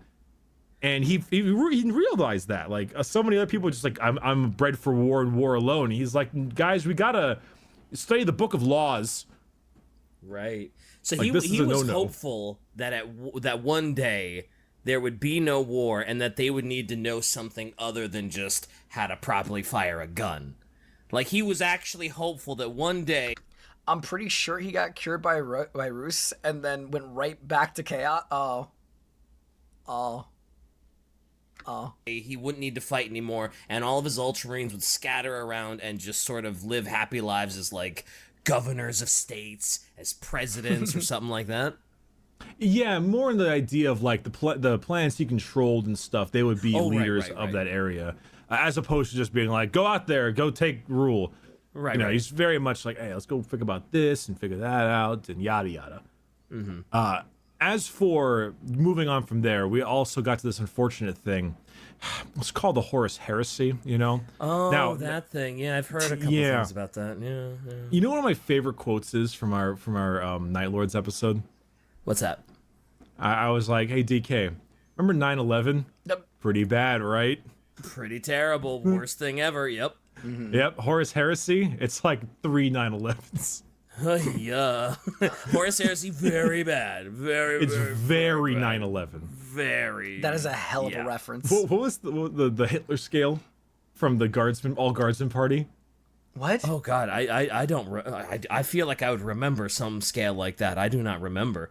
It was the fan fiction we read where it's like they measured massacres on the Hitler scale. Right, and it was like 3 Hitlers or something in the Guardsman fanfic. Right. Perfect. Because of how much. Right. Oh boy, that I don't remember a lot about that night.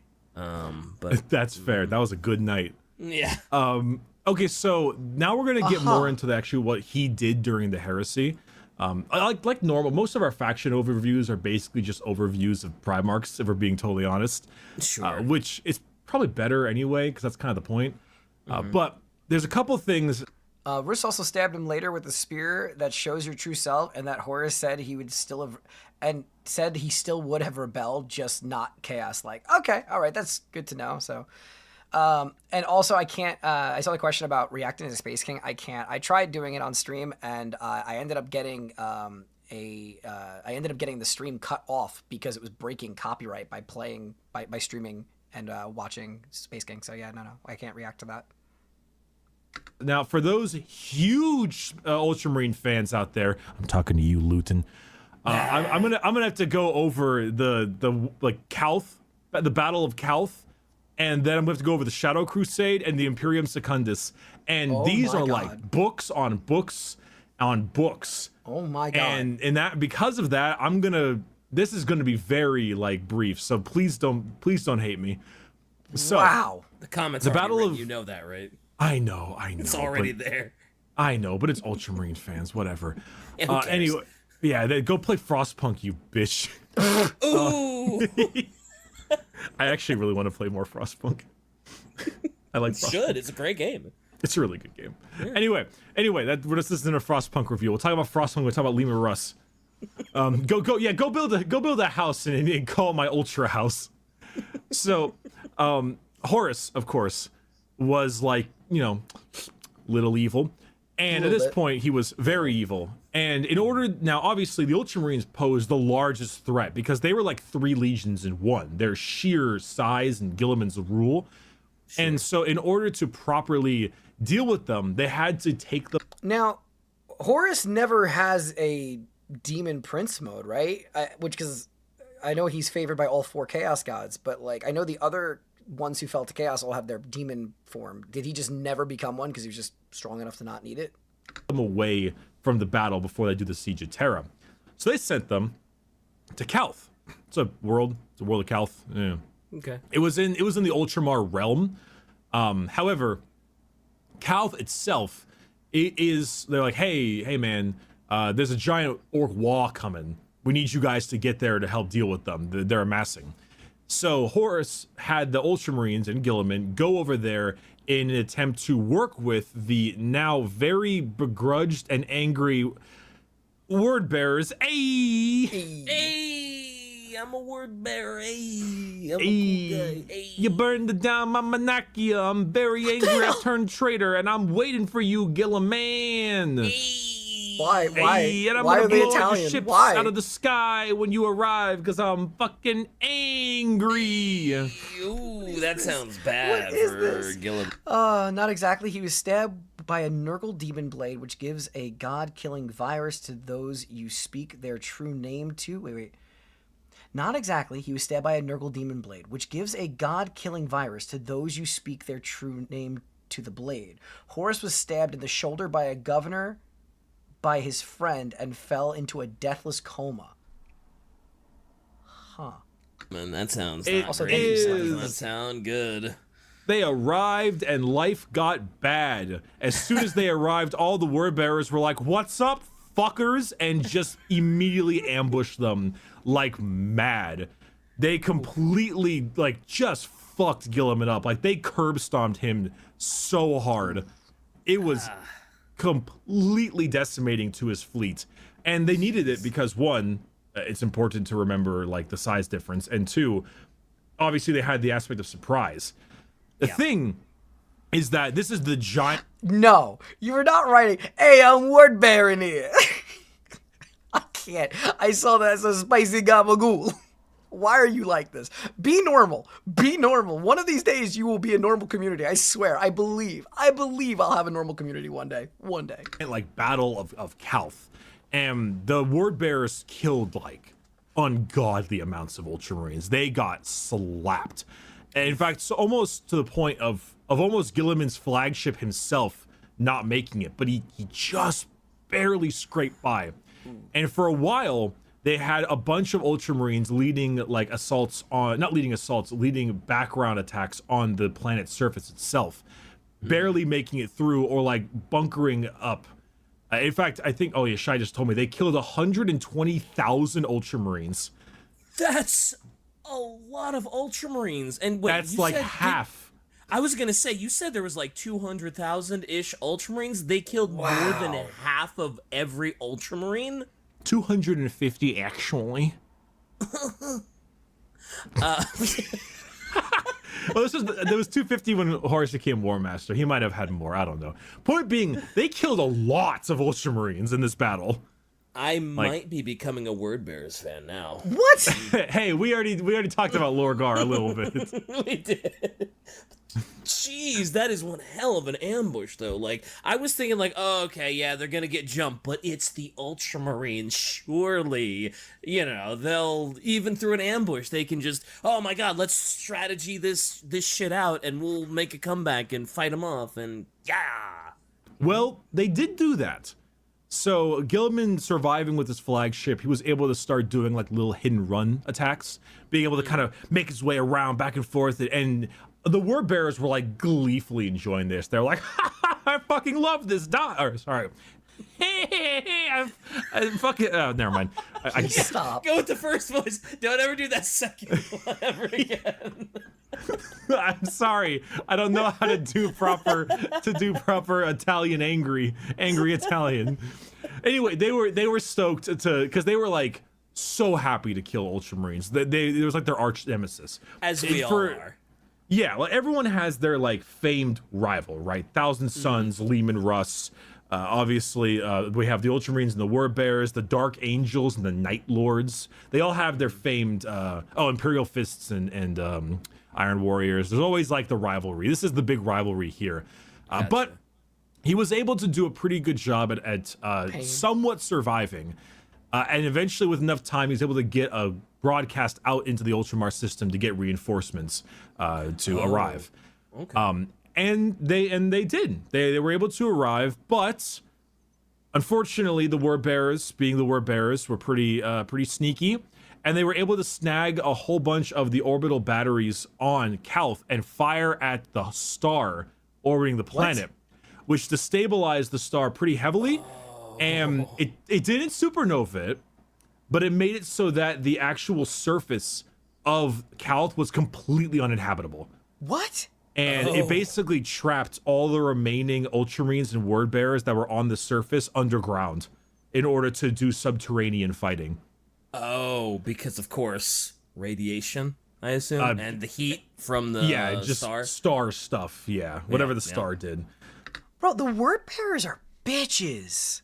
Always radiation in 40k. There's always radiation. Somehow that triggered a radiation explosion on the planet, right? And there's always something like you can't go on there. Why? Because your teeth will fall out. I don't know. Though I must say, between Lorgar being the yellow crewmate and Guilliman being the blue crewmate, oh no! Unfortunately, the red crewmate had to arrive, and our good man Erasus had made it. And our good man Erebus was like, hey, I'm gonna do more rituals.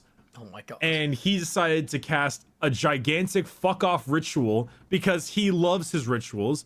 And he made this thing called the Warp Storm, like he did in Cadia. Oh my god, he made a warp. Oh, that's bad. He did it again. That's he can't keep getting away with it. He can't keep getting away with this. So he made this giant warp storm called the Ruin Storm. And the Ruin Storm's entire point was to cut off Ultramar from the rest of the galaxy and stop the Ultramarine reinforcements from making their way to Terra. Please tell me that at some point someone squeezes his head like a grape. Please tell me that at some point that his head just becomes a... I need this. I need to know this. And so when the Word Bearers dipped, like leaving all of their dudes on the planet, because who cares, the Word Bearers aren't nice guys. Sure. They were able to cast this warp storm and be like, it sucks to be you. You can't make it to Terra, haha. And they left this Calth. Shit, I'm out.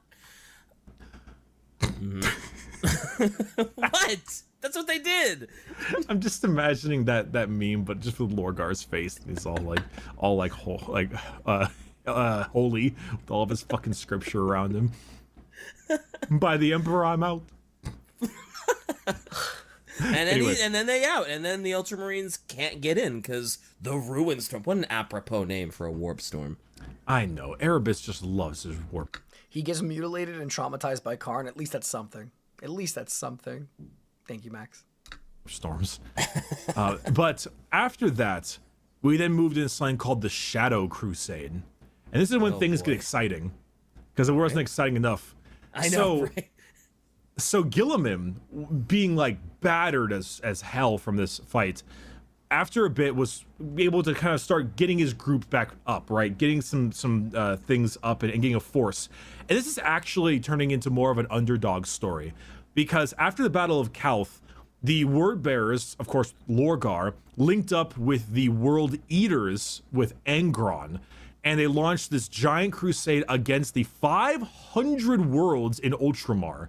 Yeah, Ultramar has 500 worlds. Damn. It is a big. There's no reason why, or it's obvious reason why he's got the biggest group, because there's a lot of people in Ultramar.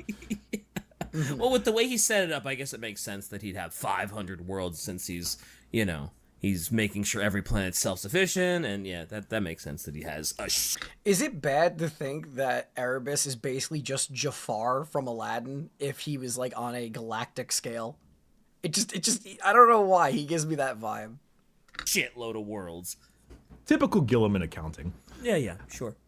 So they decided to lay waste the best they could to that world, or to that region of space, Ultramar. So Lorgar and Angron worked together, and they were able to destroy 26 worlds. Wow. Before Guilliman's fleet was actually finally able to arrive. And Guilliman's fleet, it looked like a fucking rust bucket. It looked so horribly destroyed. It was 41 ships, consisting of his current warship, which it's not called Ultra Ship, but it's just as Boy Scouty. It's called the Marship. It's called Courage Above All. What a dork. It's very it fits the Ultramarine Robo Giller manner, but I know. What a I nerd. know he's such a Boy Scout. It's so funny. I guess but you could say he's got robot Gilla manners, huh?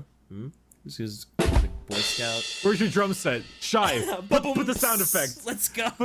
Put the sound effects, Shy. Let's go. Let's do it. Fun fact, Lorgar's adopted dad loved hurting him so much that he outsourced it to a group of people. He only stopped because Lorgar became too big. Oh. Well, just another day in Warhammer. Anyway, the Ultramarine armada was just this cobbled together fleet of ships. Like, it was a ragtag force, but it was still a force, and Guilliman was doing the damn best he could with what he had, because he's a smart guy. And he made it to the planet of Nuceria, which we haven't talked a whole lot about. Basically, it's the homeworld of the World Eaters of Angron. Erebus was who arranged everything that happened. Yeah. I figured, from what everybody has kind of alluded. Ironically enough, the only thing I was saying before that I did not know about was the poop dagger. Right? I heard everybody hating Erebus. I just did not know about the poop dagger. Also, thank you guys. I appreciate the super chats. We'll talk about it eventually. If I'm not mistaken, I think the World Eaters were trying to eradicate all life from it. Either way, he arrived there, and he was leading this fancy two-pronged assault. Both Lorgar's flagship, which was known as the Fidelitas Lex. Oh my god. Okay. It was Lorgar's big flagship. Fedoritus. Yeah, I was gonna say it's very Fedora energy. Oh no! I'm thinking of the fucking Amokus guy. He's standing there. He's like Fedoritus. Oh no! I was gonna say Shai should get a picture. Shai should get a picture of like the ship and put like a fedora on it. The Fedoritus. That thing, the Fidelitas Lex, was in the sky fighting off the Ultramarines and the Conqueror, which is the World Eaters flagship, which That's is a much pretty more World Eaters. So what Guilliman was doing was this like kind of fancy two-pronged assault, and it's actually kind of a cool sight. God. Look at that art! Oh my god! Homie just got ripped in twine. with the battle, because like all these dudes are fighting the world eaters on the planet's surface, and normally the world eaters would just carve through them because they're so goddamn angry, but the Ultramarines are so goddamn angry that they're like meeting head to head, and going through all of that is just like, it's just a massive battle. And then Lorgar's flagship actually like started to die so much that the escape pod started launching, and the thing started drifting into the atmosphere, and it landed into one of the oceans, and you see this like moon-sized ship just go like slam. Jeez. Like this is just a fucking bloodbath, man. God. But then things get really fun. Eventually, with enough time, Guilliman was able to confront Lorgar himself, and the two of them had their duel. I know the outcome. I mean, I don't know the outcome, but I know that nothing's gonna actually come of it, right? Ooh. It's cool. I like when when the Primarchs duel. It's always fun. Right? That's I love it too, because they're these two big, beefy, like let's go. Like it doesn't get much better than two Primarchs fighting, right? It hopefully not. I mean, it shouldn't get any better than that. Yeah. But as they were fighting each other, Lorgar and Guilliman were obviously in the beginning were decently evenly matched. They're bouncing each other in between, and then also like all their dudes are fighting around them. It's like the Bane and Batman fight at the end of the Dark Knight Rises, where like everyone else is just punching each other. The two of them are just going at it themselves. Right. Mm-hmm. But at the time, Lorgar had this thing. It was called a Crozius. It's like this fancy like mace maul thing. He had some reach compared to Guilliman, but Guilliman had his like big power fist, right? And as the two of them were dueling, they kept on smacking each other in the usual, but then Guilliman got this solid uppercut right into Lorgar's sternum. Ooh. And cracked his like ribs and his sternum and just like hemorrhaged his chest. But at the same time, Lorgar took that maul and just bashed Guilliman's head. Hit him dead in the side of the head and bleeding. Like Lorgar's now bleeding heavily internally, with now Guilliman's like half of his face is like fractured, and like blood is just, his skull got cracked. I was gonna say that didn't kill him, because I mean like. Oh well, he had a helmet on. Okay. I thought you meant he didn't have, like, I thought he was going in without a helmet, and, like, he got hit upside the head from Lorgar with that big old maul. I was like, this fucker's gotta be dead. Like, no. I was thinking, like, it was gonna be one of those, like, really epic, like, Guilliman hits him in the chest with the power fist, and then Lorgar dies, but then, like, baps him in the head, and they kind of both die from, like, simultaneous, like one of those little epic, like, I kill you, you kill me things. Yeah, I mean, they both definitely traded their blows, but no, they're both in a lot of pain, but not quite dead. Gotcha. But then things got a little worse when Kool-Aid Man style blows through the fucking wall comes Angron with dual wielding chain swords, and he's just there being Angron, being just like fucking furious, and it's like looks at Guilliman and he's like, "Let's go." Even after everything that he went through with Lorgar, he's still just like, oh yeah, sure, I'll fucking 1v1 you, and he's still able to. Oh no, he doesn't want a 1v1 Lorgar not Lorgar, Angron, but Angron, he doesn't give a shit. He's like, let's go. Oh, okay. I thought you were saying Guilliman was like, let's go, I'll fuck you too. Okay. No, no, I was a little confused. That. I was like, whoa, Guilliman, okay. Who the fuck is a badass? Well, he did fight Angron, God. Don't get me wrong. Yeah, yeah. But it was less of a fight, more of a retreat. Like, Angron was doing that thing where he just has like a flurry of attacks. He's like just beating on him over and over again. And Guilliman's just like blocking this would be something you want to get out of. He keeps on backing up as he blocks. Like, he can't get a hit in because Angron is like just a whirlwind of attacks. Like this is like if a Chihuahua picks a fight with a Dachshund and all of a sudden a pit bull breaks through the wall. He's ridiculous. But during this time, the currently bleeding and pained Lorgar was like, there's this thing called the Butcher's Nails, which is this shit that you stick in your fucking brain. That it's like some kind of implant that makes them really, really angry. Oh, right. And Angron has a shitload of those in his head, right? Yeah, you could see them in his brain. I think that's what like his dreads look like. They're not actually like dreads. They're like fuck. Do they ever elaborate as to like when he is found by the Emperor, why they didn't take these things out of his damn head? Like, he's a Primarch. He shouldn't die from the removal of it. And I know that they stay there even after he becomes a Demon Prince. But, like, why did no one ever just remove them? Why did they just they couldn't? It would kill even a Primarch? Really? Really? I'm surprised by that. Yeah, they're the butcher's nails, right? Yeah, okay, right. Yeah, it was killing Angron, that's right. It eats at your brain a bit if it goes too much. So he was seeing Angron go fucking mad, and he's like, oh my god, Angron's gonna kill himself through all this like fury. And so what Lorgar started doing was he was like,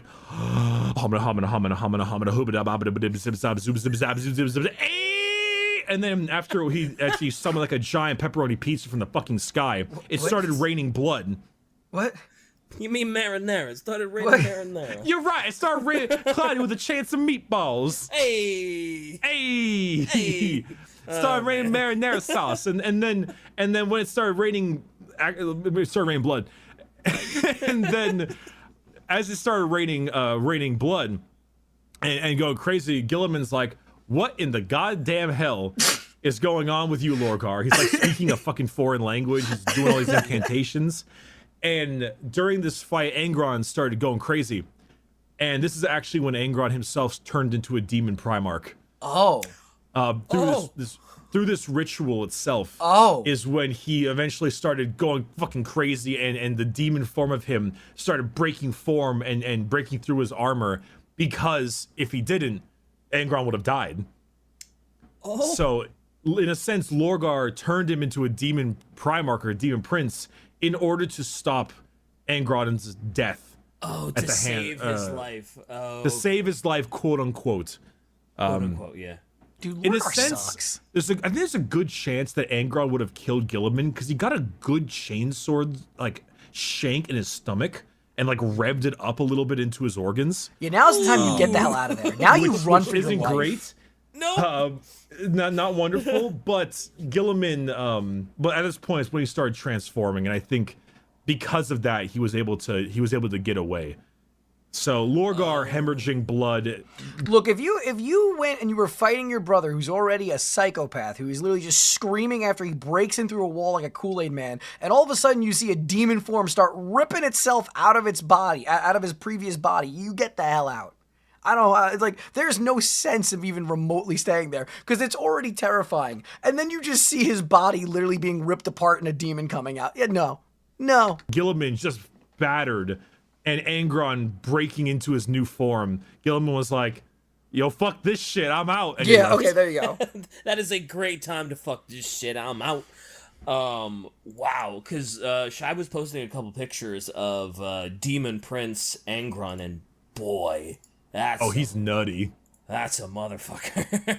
Also, I love GW's naming processes. You know, the defining trait about this guy is he's very angry. What should we call him? Angron. Yeah, mm-hmm. Erebus, Giant Warp Storm, Ruin Storm, can't go back to Terra. They're stuck in this section. They're all trapped.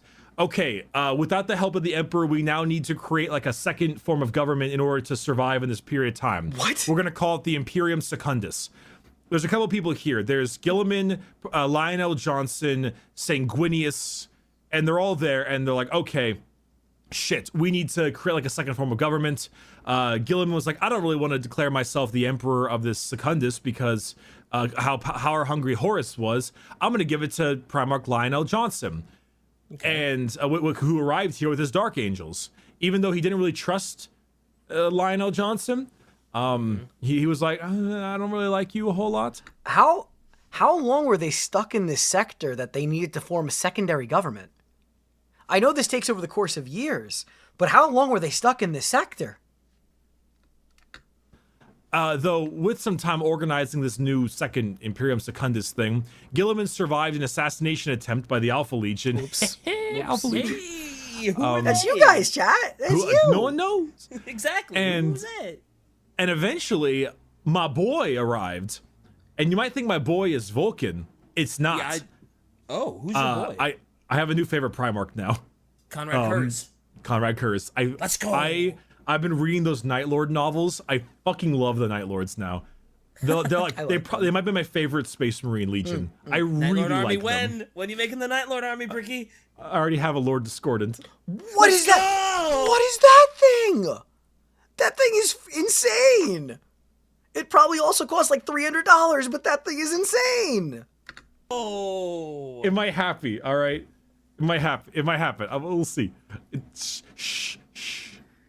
Anyway, point being, the eventually Night Lord Conrad Kurz actually was hidden in the Dark Angels flagship, and he was let loose onto Macrogge itself, causing all sorts of problems. And Guilliman and the Lion fought Conrad Kurz together, and he was able to hold them off because Conrad Kurz is like a savage. He's insane. Oh yeah. And instead of being cornered like they thought he was, he actually led them into a trap where he had a whole bunch of bombs detonated onto the structure they were currently at. And he blew it up to have the structure fall on them. And the only way they escaped is because an old loyalist Iron Warrior guy used like an alien tech to teleport them away. What the That's hell? how they got to to Macrogge to begin with. Crazy, probably Eldar tech. I don't know. Doesn't matter. Cheaters. Bunch of cheaters. Fucking Conrad Kurz like attacked both of them at the same time, led them into a trap, dropped a cathedral on them, and only got away because they cheated. Bunch of bitches. Yep. Conrad Kurz is better than both of them. You heard it here first.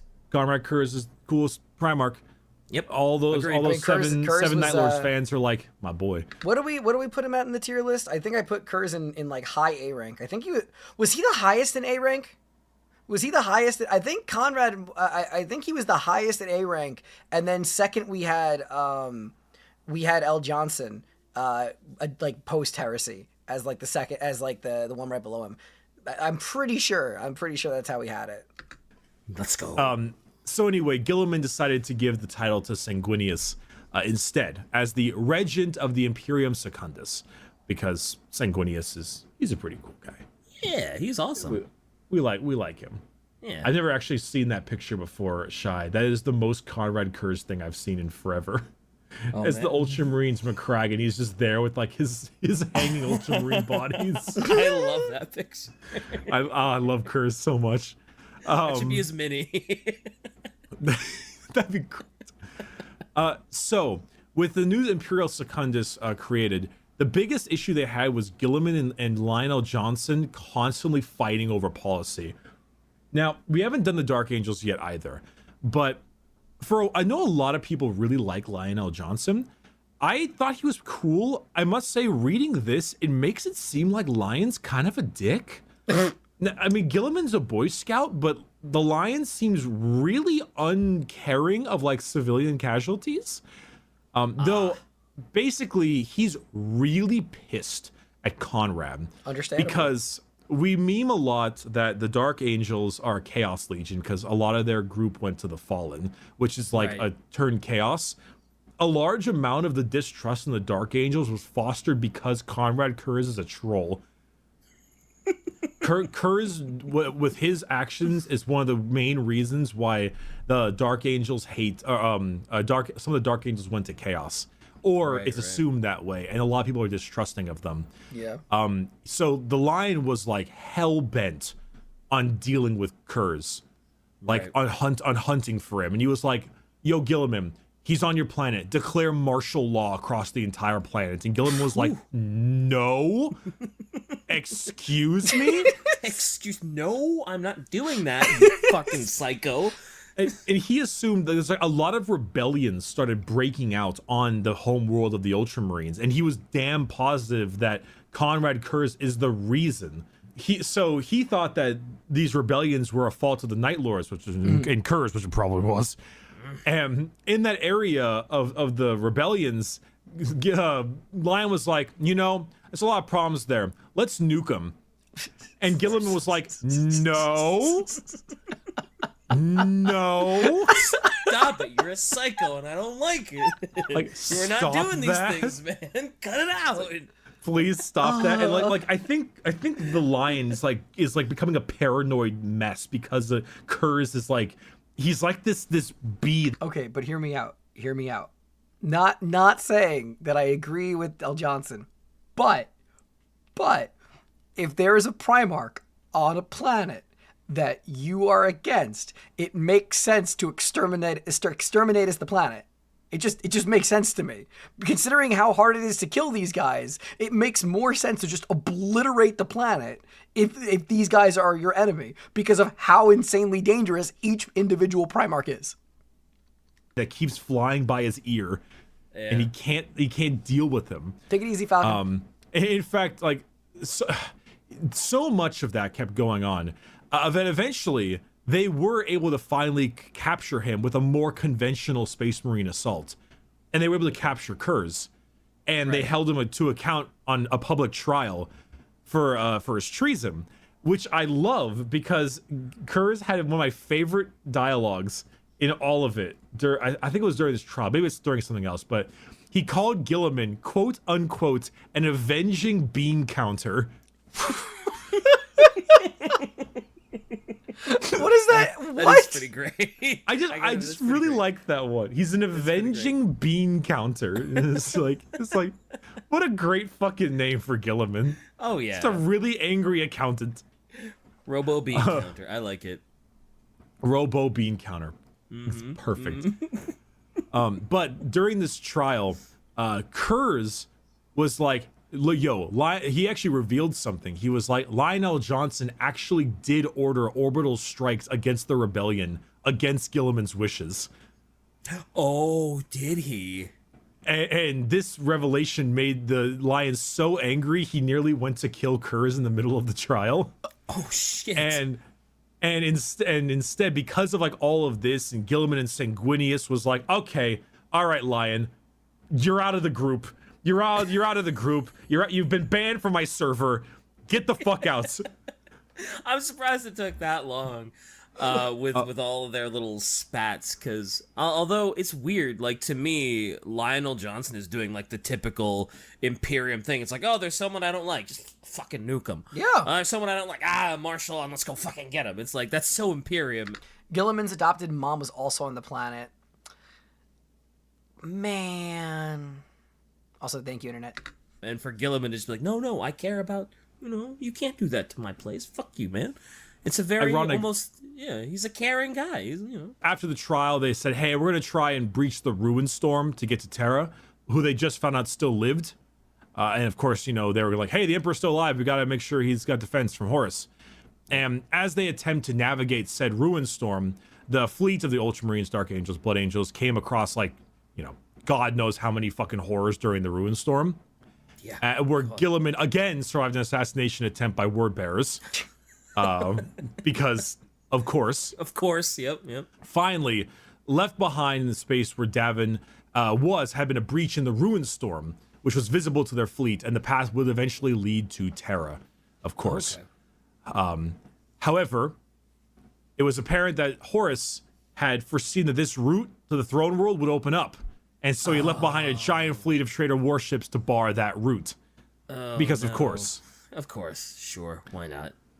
So lots of the Iron Warriors were basically there to stop them for a time being. Long story short, after this major battle, Angron became a demon prince of Khorne against his will. He tried to resist and failed. He's still a slave, enslaved to Khorne, failed to kill the Emperor, failed to gain freedom, or died to join his brothers and sisters. Jesus, Selectra. First of all, thank you, but damn, that sucks. That hits like a truck. Conrad Kurz dipped, because of course he dipped. Sure, he was because he's the sneakiest sneaky man, 9 foot tall man. You never see him. He's always gone. He's out. He's fucking Kurz. The Siege of Terra, of course, happened. The giant important siege. Obviously, our good friend Sanguinius and the boys were able to make it to an extent. Guilliman's mom is also a big part of why he was great. He was one of the only Primarchs that actually grew up with a nurturing mother figure to make him less of a basket case than his brother. But, again, this happened in the span of, 3-4 years? Like, you said that he was an adult by the time he was 4 or 5. Right? So, like, what upbringing is he really experiencing in such a short span? Is that all it takes for them to be developed and be like, yes, I'm well-rounded because of my 4-year childhood? It just seems wild.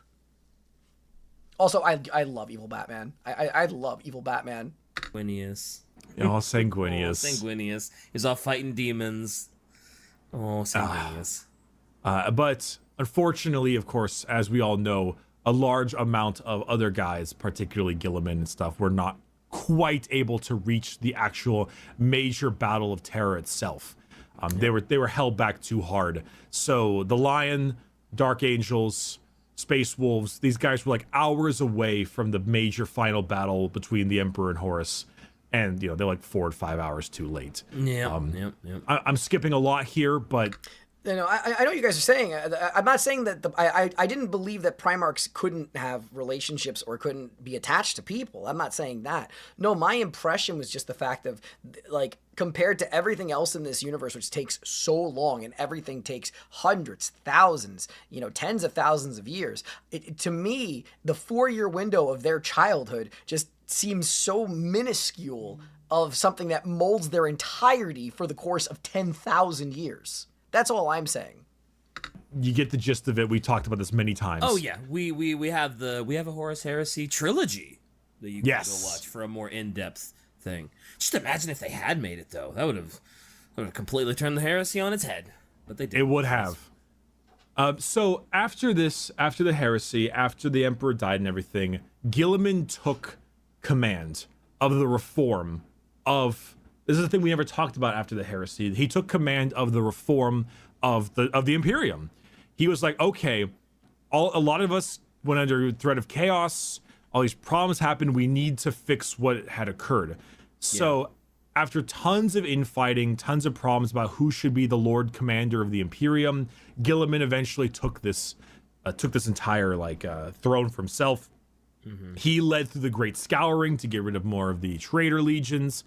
And he, through large amounts of time, would say that never again would one person, no matter how noble their motives, wield the power of an entire Space Marine Legion anymore.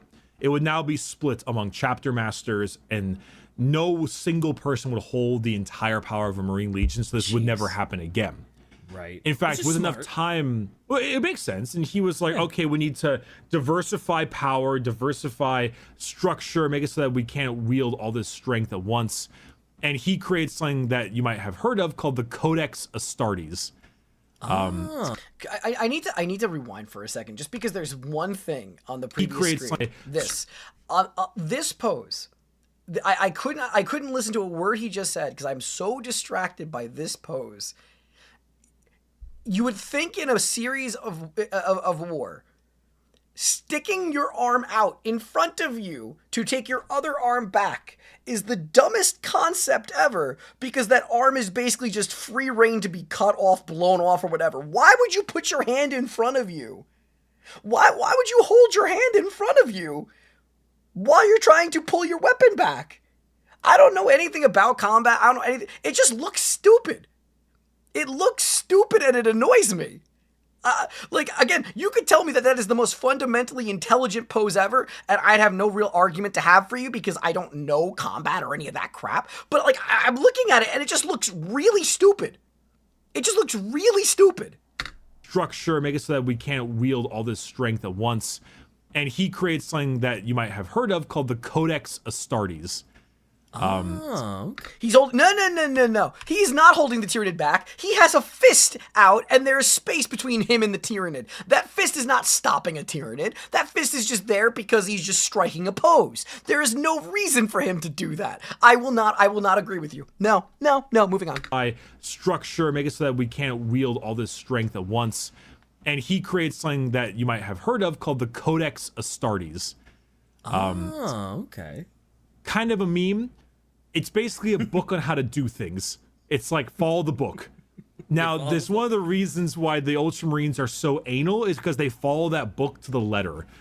If they do something and they're like, the Codex Astartes does not support this action, it's like, shut the fuck up, Blueberry. It's Spacebook says this is bad. Like it's they're so annoying with their Codex Astartes. It's a smart book. It makes sense, but a lot of the other Primarchs were like, I don't believe in this. I'm not down for this. Okay. Like I don't agree with your Codex Astartes. I don't like this very. Wait. It's legit. I took Renaissance fencing. Better to lose your arm than the chest. No. That makes no sense because that's not saying a better lose your arm than the chest thing. You just don't take your sword and pull it all the way away from your body then.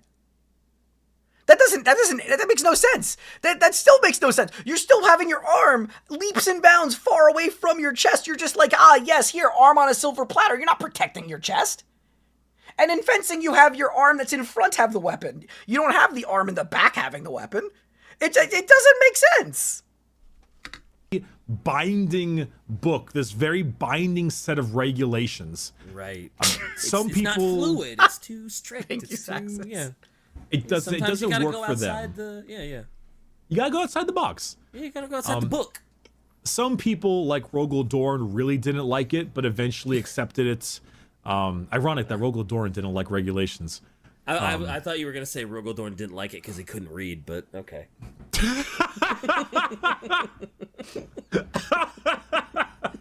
that's what I thought. Where the fuck did you hear that from? I don't know, like the meme I keep hearing about him from you is like, oh yeah, he's like the personification of like triangle thing and square hole, and you just keep mashing it. So I was kind of thought of. Guilliman wrote The Art of War. Some Marines treat it like the Holy Bible. Others treat it like a book to be burned. This causes issues. I would imagine so. Also, thank you, Zen. It's kind of a Neanderthal that like No, couldn't it's not read. because he can't read. It's not because he can't read. It's just because he doesn't have any social cues. He's just I thought he was just stupid. No, he's incredibly smart. But okay. He's incredibly smart. He's just like he's got a stick up his ass. He's got a massive stick up his ass. I didn't know anything else about him, so when you described him like that, I was like, oh yeah, he's like really strong, but he's kind of a fucking idiot. That's why I thought that's where we were going. No, that's Lehman Russ. Oh, okay. Gotcha. Okay. I'm okay with that. Fuck Lehman Russ. Oh my god. Oh yeah, because you like Thousand Suns. Yeah, he can fuck right off. That's so funny. Okay, point being, after that, there's a lot of second founding of the Space Marines, which created this thing called the successor chapters to divide Space Marine legions so they could never be too large. I think the Ultramarines were still always the biggest, but that's why there's a shitload of Ultramarine successor chapters. They have the most successors. Example, the Imperial Fists of Rogel Dorn were... I have to just say this because I'm thinking about this now. I guarantee you that like the YouTube video for this one, when I cut this up and put this on, this is gonna have the most like controversial commentary. It's just gonna be people who are saying, what the hell are you saying? I've said too many things that are against the grain this episode. I know it. Split into the Crimson Fists and like the Black Templars, for instance. Like there's lots of... I think there's a thing called the Flesh Terrors, which were a Blood Angels variant. They kept on splitting up into... I think the Lamenters were a successor chapter of the Blood Angels as well. Poor Lamenters. Poor Lamenters. Poor Lamenters. But Guilliman basically was like, okay, with an Iron Fist, I'm going to split it among different avenues of power, make this thing work out properly. He talked with this guy. His name was Call. Pretty cool guy. Oh my god, Call. And he was like, hey, Call, I need you to do two things for me. Number one, if I want you to create this thing called the Primaris Space Marines, a completely new generation of... Is it bad now that I've been watching Breaking Bad that all I could think of when I hear Call is just Better Call Call? I know that makes no sense, but it's funny to me. Warriors to improve upon the original design, because this is kind of back before before technology was... I mean, it was kind of heresy, but it wasn't like as bad as we're now. Yeah. It's like, hey, make this new thing. And secondly, if I were to ever die, I need you to make me something to make sure I don't die. I need something to help me, because like at this point, if I ever something like the Emperor's death occurred, I need something that would keep me alive, because I'm the new leader of the Imperium. Right. So then there's this beautiful man, pretty sexy. His His name's Fulgrim. And Fulgrim, Oh, uh-oh. and Fulgrim was like, "Hey, Guilliman, I'm a snake now. Here's this fancy sword with poison on it. Slice." Oh no! Wait. I'm abridging a lot here, but long story Whoa. How do we go from humorous snake moment to I killed you? What? Huh? short, he fought Fulgrim, and Fulgrim slit his throat with a poison blade. Guilliman's throat. I thought you were just gonna say he stabbed him, but like he slit his throat. Jesus. He slit his throat with a poison blade, and Guilliman, very similarly to the blade that stabbed Horus, very similarly. Oh. And so Guilliman was like, "I'm dying," and they stuck him into a stasis chamber, like a stasis field, and for 10,000 years, he was stuck there, frozen in time, physically impossible to heal, while simultaneously not able to do anything. And for the longest time, there's that thing that GW does where like all the Primarchs kind of went and did their own thing. Like, we think Rogel Dorn is dead, but not sure. Leman Russ and Corvus Corax ran into the warp. Jagatai Khan was like, "I'm coming for Dark Eldar booty," and he's in the webway. They're all like gone, right? And this is where Guilliman went. He got shanked, and now he was stuck in stasis for 10,000 years. Yikes. With that, I'm okay. Words. Go ahead. I thought you were. I was gonna say, like, is this one of those things where like he's essentially asleep, or is he like perpetually like awake and aware and constantly feeling the pain of a slit neck? It would be more grimdark if I said the second, but I'm pretty sure he was just frozen in time. Where like he probably just wakes up again 10,000 years later. I was gonna say, if he wakes up from that, he's gonna be fucking insane. Like, oh yeah, no, probably not the 10,000 Necron years variant. of constant, yeah, okay. No, the resurrection term. I expected Alan. I expected him to die at some point. I just didn't expect the whiplash of like sneaky snake meme to instant dead. That being said, obviously there's a lot of abridged stuff near the end in order to get this done because Guilliman is everywhere. He's like the guy, you know. Gotcha. Like if you had to think of the most iconic character besides the Emperor in terms of Primarchs, he's probably the one. Though, obviously being in states for 10,000 years, it's soon time to wake him up. That'll be our next episode. Oh my God, the Ultramarines had so much. Though I want to leave you with a quick quote from Rabute Guilliman when he did wake up to kind of get you an idea of what he thinks. Okay. So he wakes up and his first quote is, "Why do I still live?" Just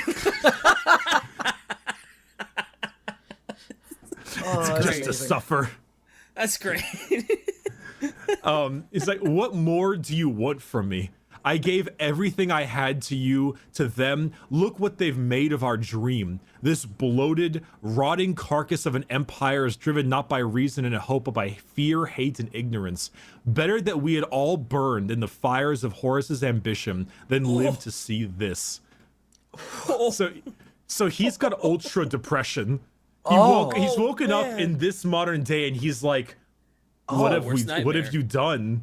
This is like, everything I didn't want. What the fuck is wrong with you?" Don't forget, this is Lorgar's dream, too. Like, the arch enemy of the Ultramarines is a zealotous religious cult. And he wakes up and he's like, "God save the Emperor of mankind, holy be thy name, Hamina Hamina," and he's like, "What the fuck?" Oh my God. Oh man. The irony.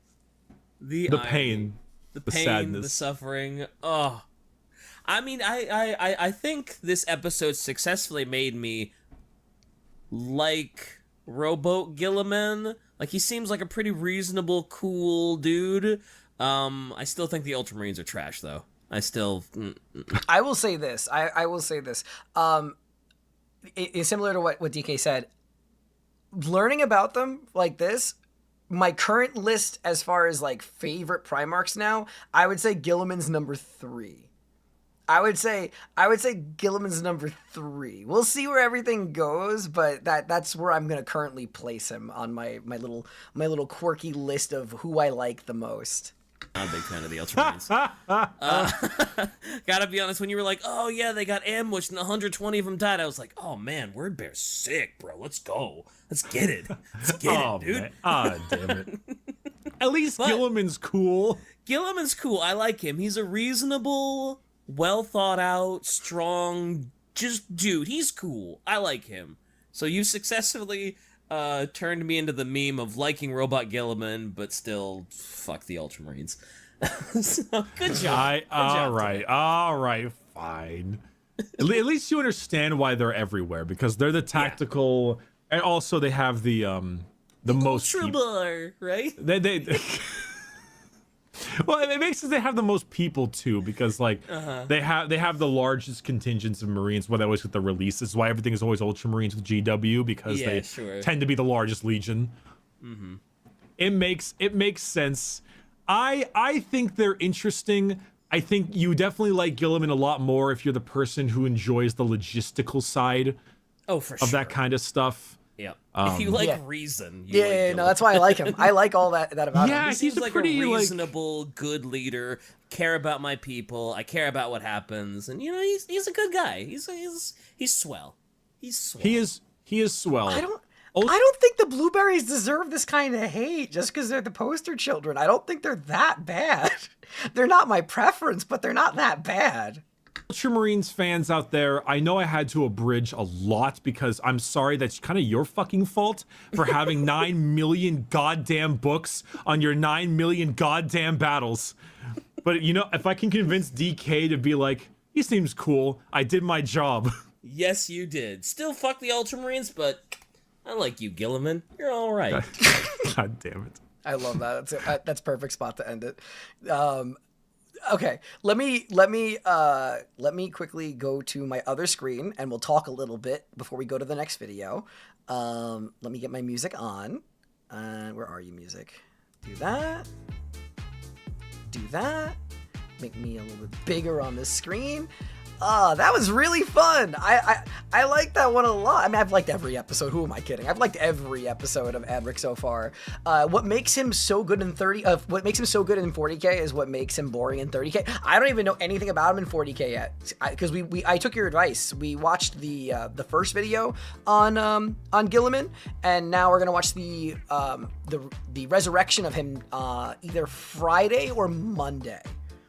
Friday, I guess it's up in the air because of the fact that I might do the Slanesh one or like a Drakari one, especially since I'll have the hand cam for the nails. I don't hate the Ultramarines. I hate the portrayal of the Ultramarines. Is it just because they're everywhere? Also, thank you, Zaxis. You don't need to keep on super chatting, Cooper. They aren't bad anymore. With Matt Ward. 75% of all Marine chapters are Ultramarine successors, and many of them crib the other legions' unique things. Some of them are cool, but they're everywhere. Gotcha. Friday, please. But yeah, Guilliman's such a good cat. I like him a lot. Like I said, right now, I would say Guilliman is my third favorite Primarch, behind Alfarius and Conrad. Those are my favorite, my 1 and 2 so far.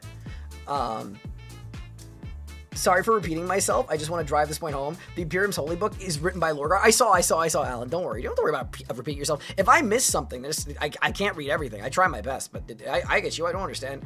Like, it's easier for me to read everything like when we're doing these segments because I can actually keep up with chat. When I'm trying to actually learn and absorb stuff, I obviously have to pick and choose what I respond to during the videos because any reaction is going to be in the video. Lorgar actually hates it because he made the Bible they used, and Imperial people are quoting his Bible. Lorgar hates writing it, and one guy's went, LOL, demon made Bible, Emperor must be God. That's kind of funny. Actually, wait. Does Lorgar have a demon form? Does Lorgar have a demon prince form? No, right? That's a base top 3 Primarchs. I can't wait till you get to my boy Mortarion. Mortarion is the one who is aligned with Nurgle, correct? Mortarion is interesting. I definitely want to learn his lore. I don't like his design. It's not bad. It's definitely cool for people who like that. It's not my cup of tea. To be fair, the aesthetic of Warhammer is very much not my motif. I would say the Drakari is definitely the closest to my preference. But for the most part, most of the style in Warhammer is not my cup of tea. Yes, but no model. Yes, he does, but... Oh, he does. Okay. Oh, okay. We just haven't seen it yet. Ooh, that's really cool. That's really cool. Korax Clapham in a short story. Korax 2. Stinky Mothman. Yeah, look it up. No official mini, but some sick art. Ooh, okay, no, I'm gonna break my rules here and spoil myself. Let me see. Lorgar Demon Prince. Ayo? He has the coolest Demon Prince form. What the heck? He looks pretty cool. He looks pretty cool. Okay. All right. Wait until you see Vulcan. I mean, I've seen Vulcan. Mortarian's kind of a massive petty bitch. More so than Peter Turbo. Korax isn't a demon just for those who mistakenly think he is. No, Korax, I from what I understand, Korax was never with Chaos. He's just a psychopath. Right? You deserve to spoil yourself. Go off, Queen. Okay. So here's the plan. I know a lot of people are going to dip out, obviously, because they don't want to watch stuff that's other than the Warhammer. Totally fine. We're going to be watching more Pats now. We're going to be watching some more Unhinged Australia, and I'm looking forward to it. I'm going to take a tiny break, like literally like a minute. I'm just going to go and get myself some fresh coffee, freshen up. So if chat can entertain itself for like literally 1 minute, I will be right back, okay? Okay, be right back, gamers. Be on your best behavior. Be normal.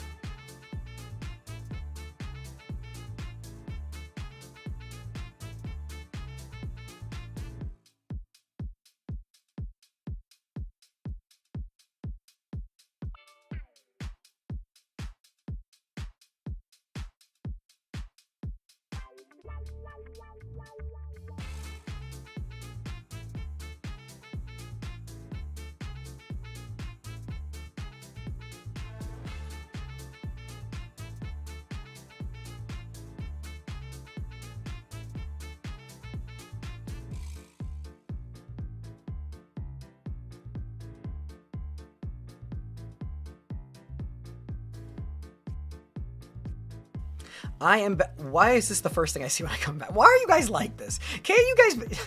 I just asked you guys to be normal. Why? Do we have to go through this every time? I swear to gosh. I swear. Oh my goodness. All right. Anyway, I got my coffee. I'm not silently judging. I'm actively judging you. I'm overtly judging you quite loudly. But I love you all. I do love you all. You guys are the best community anybody could ever ask for. Okay, so let me give you guys a quick update before I even like go into the next video. I wanted to thank you guys because I was thinking of my little Alpha Legion. So I wanted to go quickly check out the studio and see how many Alpha Legion members we currently have, because I do like to give you guys updates on that because you're all pretty damn cool like that sometimes, maybe a little bit quirky. And then I'll give you an update on what the plans are for the rest of the day and how things are going. So quickly, let me just do this. Let me go and look at my memberships. Okay, there are currently 122 members of the community. I love each and every one of you. And as far as Alfarius goes, there are 52 Alfarius members. I don't know what I've done to deserve you guys, but from the bottom of my heart, thank you. Thank you, thank you, thank you. As far as plans now, we're going to be watching the next video. It's a bit longer. We probably don't have time to watch the whole thing which I originally anticipated. We're going to probably watch one half of it, because it's a 50-minute video. So we're going to probably make a 25-minute segment of it. It's more Australia, so we'll probably make, you know, 2 little bits of it. Additionally, for anybody who didn't know, I released a new short last night for Trazen. So I still today, even though I have plans, I'm going for a manicure, and then we have an appointment. So when I get back, I'll probably edit the Bricky crash out video, and I'll post that tonight. I'll probably also maybe script another short for you guys, and then I will have I'll have the Australia video out either tonight as well or tomorrow. Probably tomorrow, but maybe tonight. It depends. It really depends. And then also I will have the video we just watched out in the next 2 days or so. I'm definitely going to be doing another stream here on Friday, like I've told you guys. That's going to be probably the Slanesh one, but if not, then it's the Resurrection of Guilliman. And then tomorrow I'm co-streaming the Game Awards, which I'm still deciding if I'm doing it here or if I'm doing it Twitch. I will let you guys know in the community tab. An appointment for what? Baby stuff. Baby stuff. Remember, baby coming. So we have lots of doctor's appointments. Don't forget the little beans are just Alpha Legionnaires who haven't sprouted yet. You know what? Fair. Totally fair. Okay. Let's get the next video ready. Let me move myself over. Okay, this should be good, right? This should be good. I think I'm covering only a little bit of the screen. I don't think it really matters, because I think the Australia video, I'm pretty sure you know what I forgot to do? I said I was going to record my YouTube stream while I was streaming it, because whenever I take the video to edit, right? Because I usually get it from YouTube and then I will edit it. Whenever I do that, it ends up losing some quality. So I don't like the quality of my videos as opposed to the quality of my shorts and the quality of my streams, because the streams and the shorts are in 1440, but the quality of the videos that are taken from YouTube are 1080, and I don't like how they look, so it annoys me. But what can you do? I gotta remember to do that next time. Next time, as soon as we start stream, you guys gotta remind me to turn on record. I'm not gonna do it now, but like now you'll know. You'll know next time. Have you tried dual stream? I don't want to dual stream because I like doing different content on both.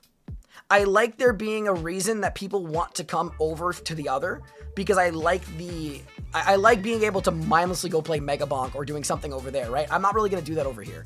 I like being able to do my reaction content over here. So, I like, you can record locally. That's what I'm going to do. I was going to record locally today. I literally have a button that lets me record locally on OBS. I just don't want to do it midstream and then brick the stream if something went wrong. So I'm going to do it in the start of a stream and then we go from there. So, not too worried. I'm not too worried. I mean, it's a subtle psyop to get people to watch the live stream for better quality. I mean, that is true. That is true. To be honest, I love the diversity of having both live streams and long form videos on here, because a lot of people discover me from the long form. Like my Australia video, I haven't looked at it today, but like let me pull it up, because I'm pretty sure that my my Australia video is like doing like stupid. Like, it's the best way to describe it. Doing stupidly well for me. Other people obviously will have better numbers than I do. But for me, there's over 20,000 views on this thing in like one day. 20,000 views on a long form video in a day for me is really, really good. And I feel really proud of myself and the community and everything else, right? So like, I just, it's nice having the diversity of live streams and the long form. Because then people who do watch the live stream get these little in the middle things. you know, because the live stream is the only place where you'll see these weird little conversations we have, right? Like I'm doing right now. This stuff gets cut out. This stuff gets cut out when I do it. Cries and dial-up. Oh my god.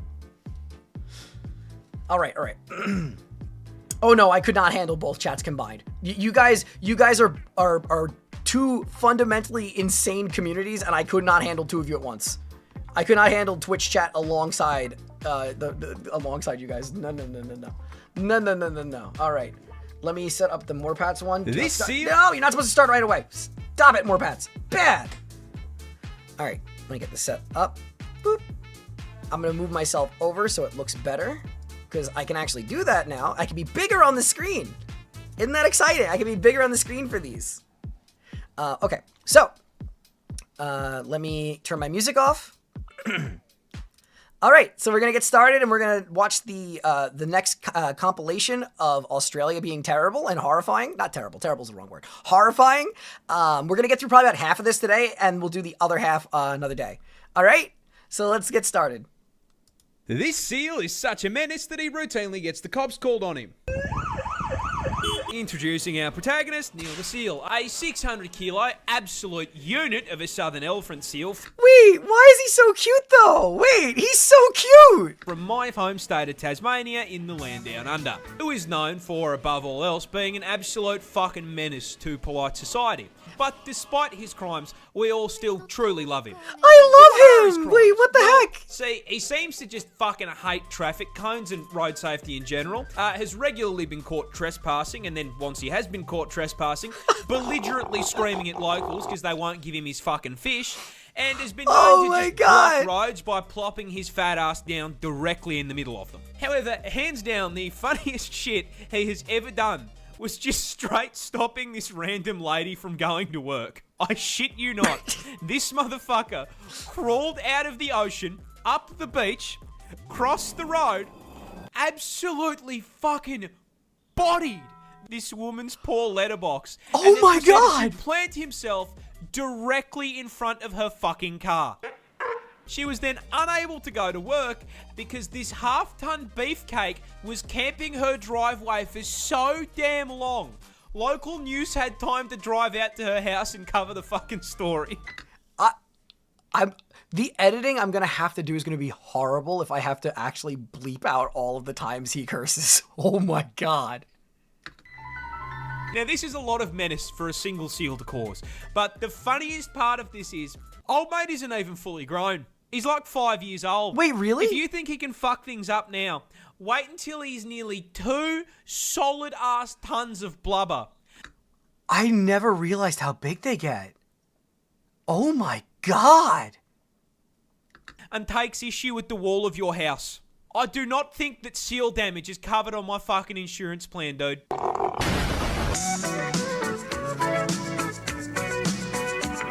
People get shocked when I whip out like a flawless American accent. Because I've got like a really thick Australian one, right? But I am not above just... Dude, I can't wait to go get like burgers later, man. I'm like so hyped for burgers, dude. I fucking love cheeseburgers. Dude, you been watching the NFL? What? Super Bowl was crazy this year, man. Eagles just like fucking dumpstered the Chiefs, bro. It was crazy. Sure. Australia lost a war to emus. I've heard about this, the Emu War. But how? How the fuck Yeah, I have no idea how. did we lose an armed conflict with flightless birds? Well, it all started in 1932 when farmers in Western Australia wanted to grow wheat. There was just one major problem. That's emu territory. And emus really like wheat. And coming in at 6 foot tall and 40 kilos in weight, they can eat a lot of it. So when breeding season came around, the emus migrated through the farmland, and these poor farmers were overwhelmed by a tyrannid swarm of man-sized poultry, 20,000 emus strong. These feathered tanks then proceeded to completely steamroll through the fences into the fields and started laying waste to the wheat. Oh my god! Farmers attempted to fight back the initial wave with rifle fire, but their efforts were, putting it lightly, completely useless. My cat is like purring like a machine in the background. Why are you just sitting there? Why are you purring so loud? She's just grooming herself. She's sitting like a person, right? She took Yura's seat. She's sitting on her gaming chair, and she's sprawled out like a person, but grooming herself, purring like a damn chainsaw. This ginormous L made the farmers pretty bloody angry, so they gathered together and went to the government to ask for help. Sir, 20,000 emus have hit the wheat fields.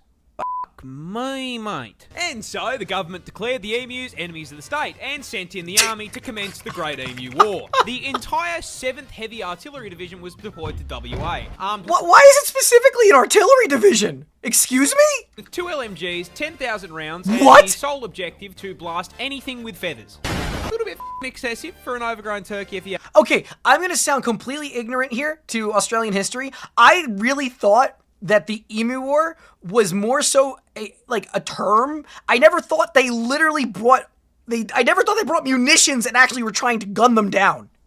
Excuse me? Ask me, and upon their first deployment, the army immediately ran into a major problem. Emus are fast. I am speed. Really fast, clocking a top speed of 50 kilometers an hour, which meant that once they opened fire, the emus would immediately bolt out of range of their weapons. Oh my God. But they still took a crack at it, and then immediately stopped when both LMGs jammed after only dropping 12 emus. This embarrassment led the army to retreat and rethink their plan. So a few weeks later they returned, this time mounting the LMGs on trucks in an attempt to run the birds down. However, this also didn't work. Wait, what the heck is this? This is more slapstick and ridiculous than I ever could have imagined. Because after figuring out that those trucks meant they were about to be turned into a KFC family bucket, Oh, the my emus goodness. started leaving scout birds who would warn the flock of the approaching trucks, which gave them all enough time to book it before the army even got there. What? And whenever they did catch the emus, they found out they were kind of... Because emus are mostly feathers, and there's a lot of places you can hit on them without doing any damage. What? Meaning it was taking around 10 bullets for every 1 bird. So after a month of blood, sweat, tears, and 10,000 rounds of ammunition, the army managed to bring down 960. Oh. The population was 20,000. This was an Oh. issue as, unlike America, our defense budget is not a bottomless pit. So the army had wasted all that money to achieve absolutely fuck all. Yeah, I was gonna say if this was America, I'm pretty sure that they would drop immensely more funds into doing this, no matter how impractical it is. As terrible as that sounds. So, the government just kind of built a really long, really shit fence around the farms and called it a day. How the fuck did we lose this? I could have sorry, done a better that's job with amazing. a boomerang and a cricket bat. I have been assaulted by a cow. One of the cows is called Monty, and he's an adolescent. And I made the mistake of turning around for like 5 seconds. And in that 5 seconds, this 500-kilo cow runs up behind me while I'm sorting out his food and tries to f***ing mount me. Even the cows in Australia are built different. Oh my God. He nearly f***ing squished me. If I hadn't been hitting legs, I would have been squashed by a horny f***ing cow.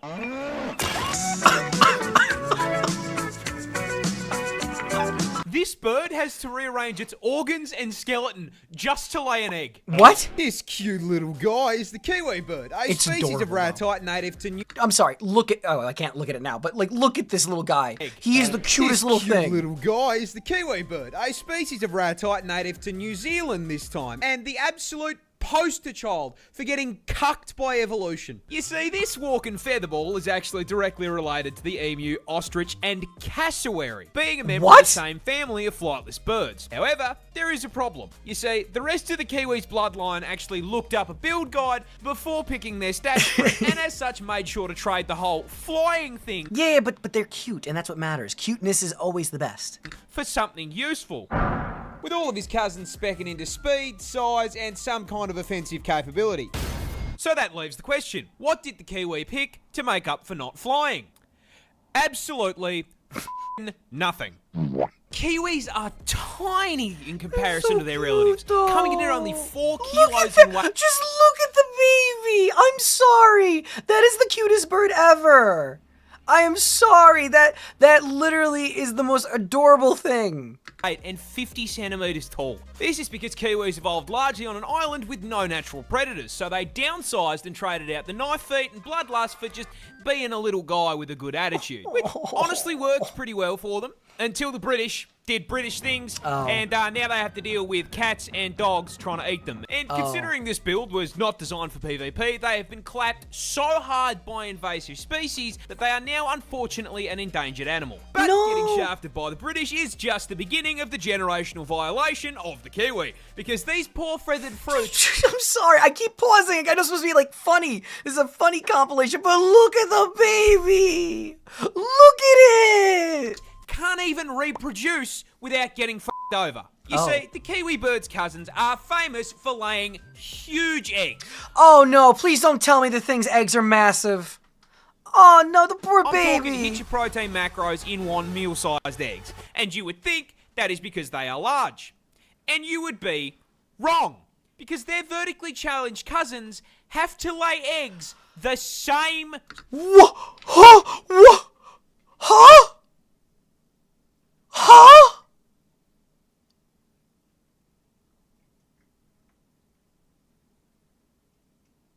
I'm sorry.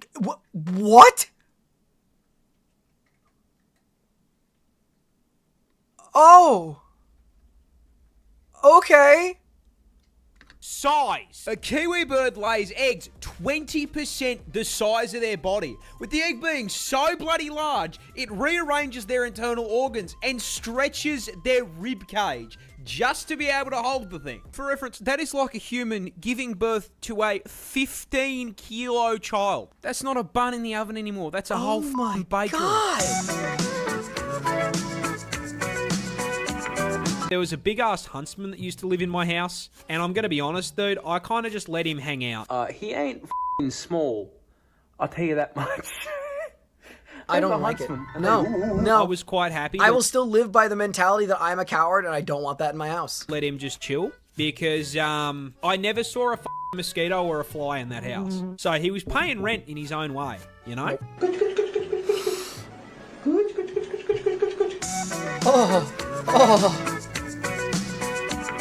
Scientists just de-extincted a 12,000-year-old dog.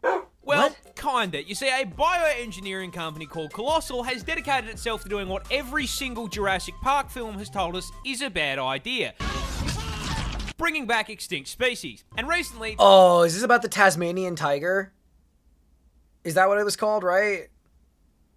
They made a breakthrough. They have managed to bring back the 12,000-year-old direwolf. You know those big-ass puppies from Game of Thrones that the Starks had? Yeah, those are actually a real-ass animal, alive during the late Ice Age. And the best way I can describe them to you is, basically a wolf on steroids. yeah, buddy! These things were bigger, I did not know that they did this. I like usually I subscribe to a lot of the articles for scientific journalism, right? And I usually am pretty up to date on a lot of these. I did not know this one. faster and stronger, estimated to have the highest bite force out of any canine. And in a move that I'm sure has no implications, they have managed to bring these bad boys back to life. These two little guys are now 6 months old and have been living on a private plot of land with 24/7 veterinary care. However, they've only just been shown off to the public, with the company going so far as to get a photo op with George R.R. Martin holding one of these adorable little killing machines. Showing that that man will literally interact with an extinct species before he finishes that last f***ing book. There was, however, one small problem. This isn't technically a direwolf. You see, by merit of them being Look up the woolly mouse. They made those. I think I've seen the woolly mouse one. extinct, short of specking into necromancy, you can't exactly bring them back. Which is where this guy comes in. You see, the grey wolf shares 99.5% of its genetic code with the dire wolf. Right. So, using CRISPR gene editing, they basically toss the grey wolf back into the spore creature. Dude, I'm not gonna lie. Everything they're doing with CRISPR, I know it's controversial, but man, is it crazy. It is like they're working on being able to completely resolve sickle cell anemia with that. It is crazy what they're doing with CRISPR. created. Oh, also, it's really cheap. This is the scary part about it. It's really cheap and really easy to teach people. Because I actually had a professor who quite literally was explaining this to us, that you could literally just go to a course and learn in certain colleges how to use CRISPR. You guys can fact check me, but like, because that's not my specialty, right? Like, that was not what I went into. But like, the idea that something so incredibly and monumentously is not a word, but so incredibly could change the way the world works is easily accessible scares the hell out of me. Then using the code found in direwolf fossils as a build guide, juiced the out of it, boosting the size slider and putting some extra points into strength, as well as adjusting its head shape and teeth. All in all, they made a total of 20 edits to 14 genes, producing the closest thing we can get to a direwolf short of time travel. But look at it. Which is cool as I give it 5 years before a man-made horror beyond comprehension breaks out of that lab and we are all playing Resident Evil. Oh, God.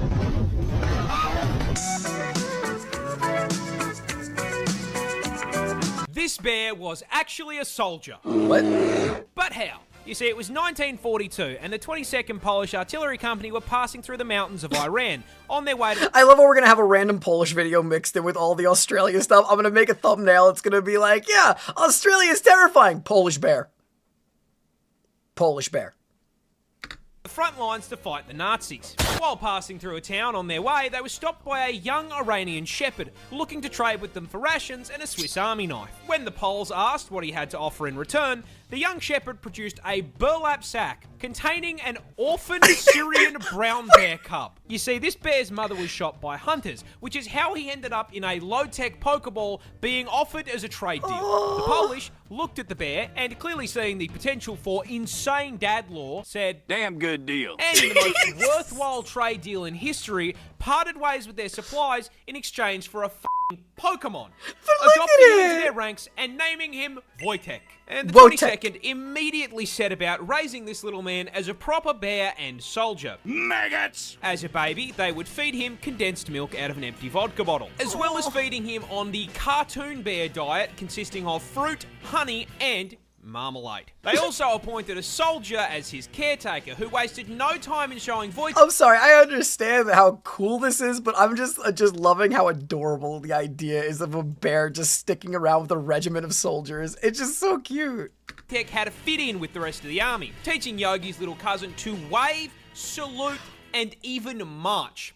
Oh my God! While not undergoing rigorous military training, Wojtek would hang out with the soldiers. He drank coffee with them in the morning, trained with them in the day, and when they all got shit-faced in the evening, he would wrestle with them. What? Do you know how much a brown bear has to love you to wrestle you? On top of double rations, they would also feed Wojtek treats in the form of beer and cigarettes. What? They let the bear have smoko. Eventually, army hiked... I'm sorry, the Polish gave the bear cigarettes. Did the bear actually use them? How? Huh? Command heard about this and were having absolutely none of it. You see, pets were not allowed in the army, which meant Wojtek had to go. No. Or did he?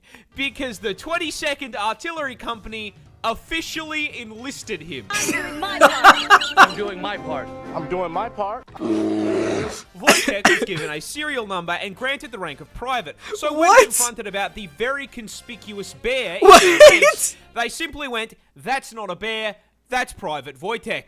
It's Private Wojtek took his new role very seriously, as during the Battle of Monte Cassino in 1944, Wojtek began using his bulk to transport artillery shells and ammo to soldiers engaged in combat. They had a fucking resupply bear. For his bravery, he was promoted to the rank of corporal, and the 22nd changed their insignia to a bear carrying an artillery shell. This absolute unit smoked, drank, and dropped artillery on the Nazis. Based. Oh my God, that my ears. Oh, okay, base bear. Australia has just found zombified bugs. Wait. Let's see if I guess it correctly. Is this cordyceps? I mean, again, I like to play the guessing game and end up being wrong. I'm fine with being wrong. I will say, I thought cordyceps were in Asia. I didn't think that they were in Australia. I shouldn't be surprised. Australia's terrifying, but I thought they were in Asia. That's right, we are closer to the Walking Dead Down Under than you think. You see, just recently, a scientist by the name of Dr. Francois Broussard made a trek out to the remote savannah of the Northern Territory. Oh, please tell me something new. Finding and cataloguing brand new species of insect unknown to science. I mean, me personally, I think we've found more than enough bugs, especially considering that half of them can send me directly into the f***ing soil. But what do I know, right? Anyway, on his trip to the middle of nowhere, he stumbled across... They're not supposed to be there, but they... Oh my god. ...across a colony of spiny savanna ants, which is a pretty normal thing to find out there. However, getting closer, he noticed something a little off. You see, the main ant colony was fine. Completely normal. However, the several disfigured and deformed ant corpses clamped onto shoots of grass surrounding the colony like a Bug's Life version of Vlad the Inhaler. Yeah, those were significantly less normal. Broussard, mildly unsettled by the ant gore on his timeline, took samples for inspection and upon getting a closer look, realised something both really cool and really spooky. The ants had been overtaken by fungus. Big old red ones. More accurately, a previously unknown strain of the cordyceps fungus. Okay. So I'm gonna assume that it's. I'm gonna pray. that this did not manage to be an invasive type of fungus that managed to get here from Asia. That is terrifying. That it's now in Australia. How on earth? I shouldn't be surprised of it being in Australia, but that is so. Dude, cordyceps freak me out. I know that, like, in Asian medicine, people eat it. Hell, even you might have had it before if you've taken medicine, because there are medications that use cordyceps. But, like, they creeps me the hell out. Infamous around the globe for its ability to create zombie bugs. And the way it does it is unbelievably horrific. You see, it begins with a spore landing on an ant and producing a thin, rope-like strand that penetrates and attaches to their exoskeleton.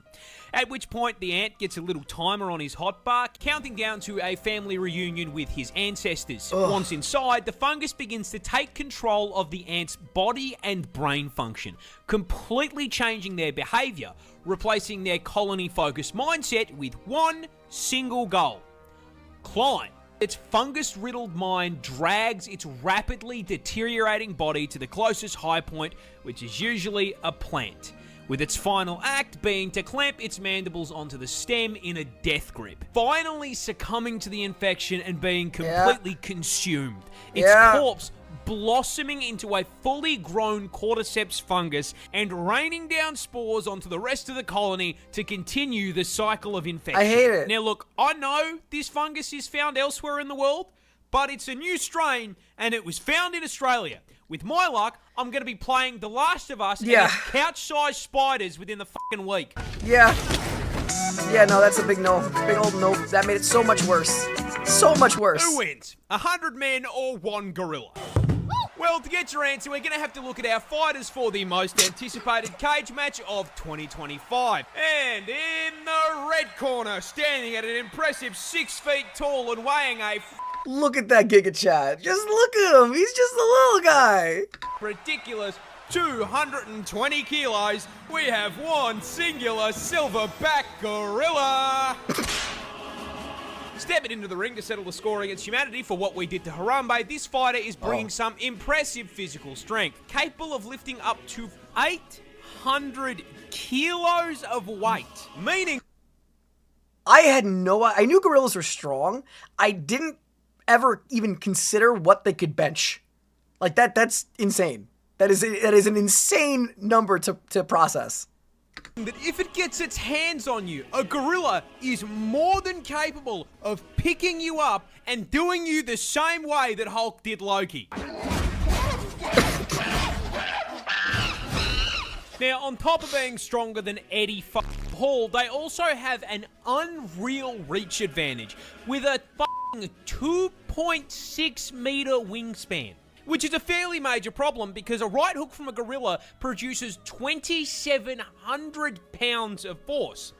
Okay, so in the real question of whether or not 100 humans or a gorilla is gonna win, you would think almost by default that 100 people would win because realistically they should. But if you're putting standards of saying that those people can't use tools and they're just your typical average person, and it's like it rolls the dice of what like typical RNG would be for this, right? So it's going to be half women, half men. So, or is it 100 men? So I guess you have 100. You have 100 men, roughly 150 pounds, 5'10", and they are going to go in and start fist fighting the gorilla.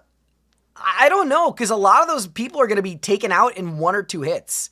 So I would lean towards people winning, but I really wouldn't put it past something that can punch you with 2,700 pounds of force. To put that into perspective, the human skull shatters at 1,400. So if Winston hits you with a haymaker, your head is going to pop like a fucking watermelon. And with the cage fight following the Mortal Kombat rule set, we can also factor in the gorilla's bite. Because despite being a pretty gentle herbivore in the wild, they have one of the highest bite forces on the planet. That is insane. At 1,300 PSI. That is 100 PSI more than a polar bear.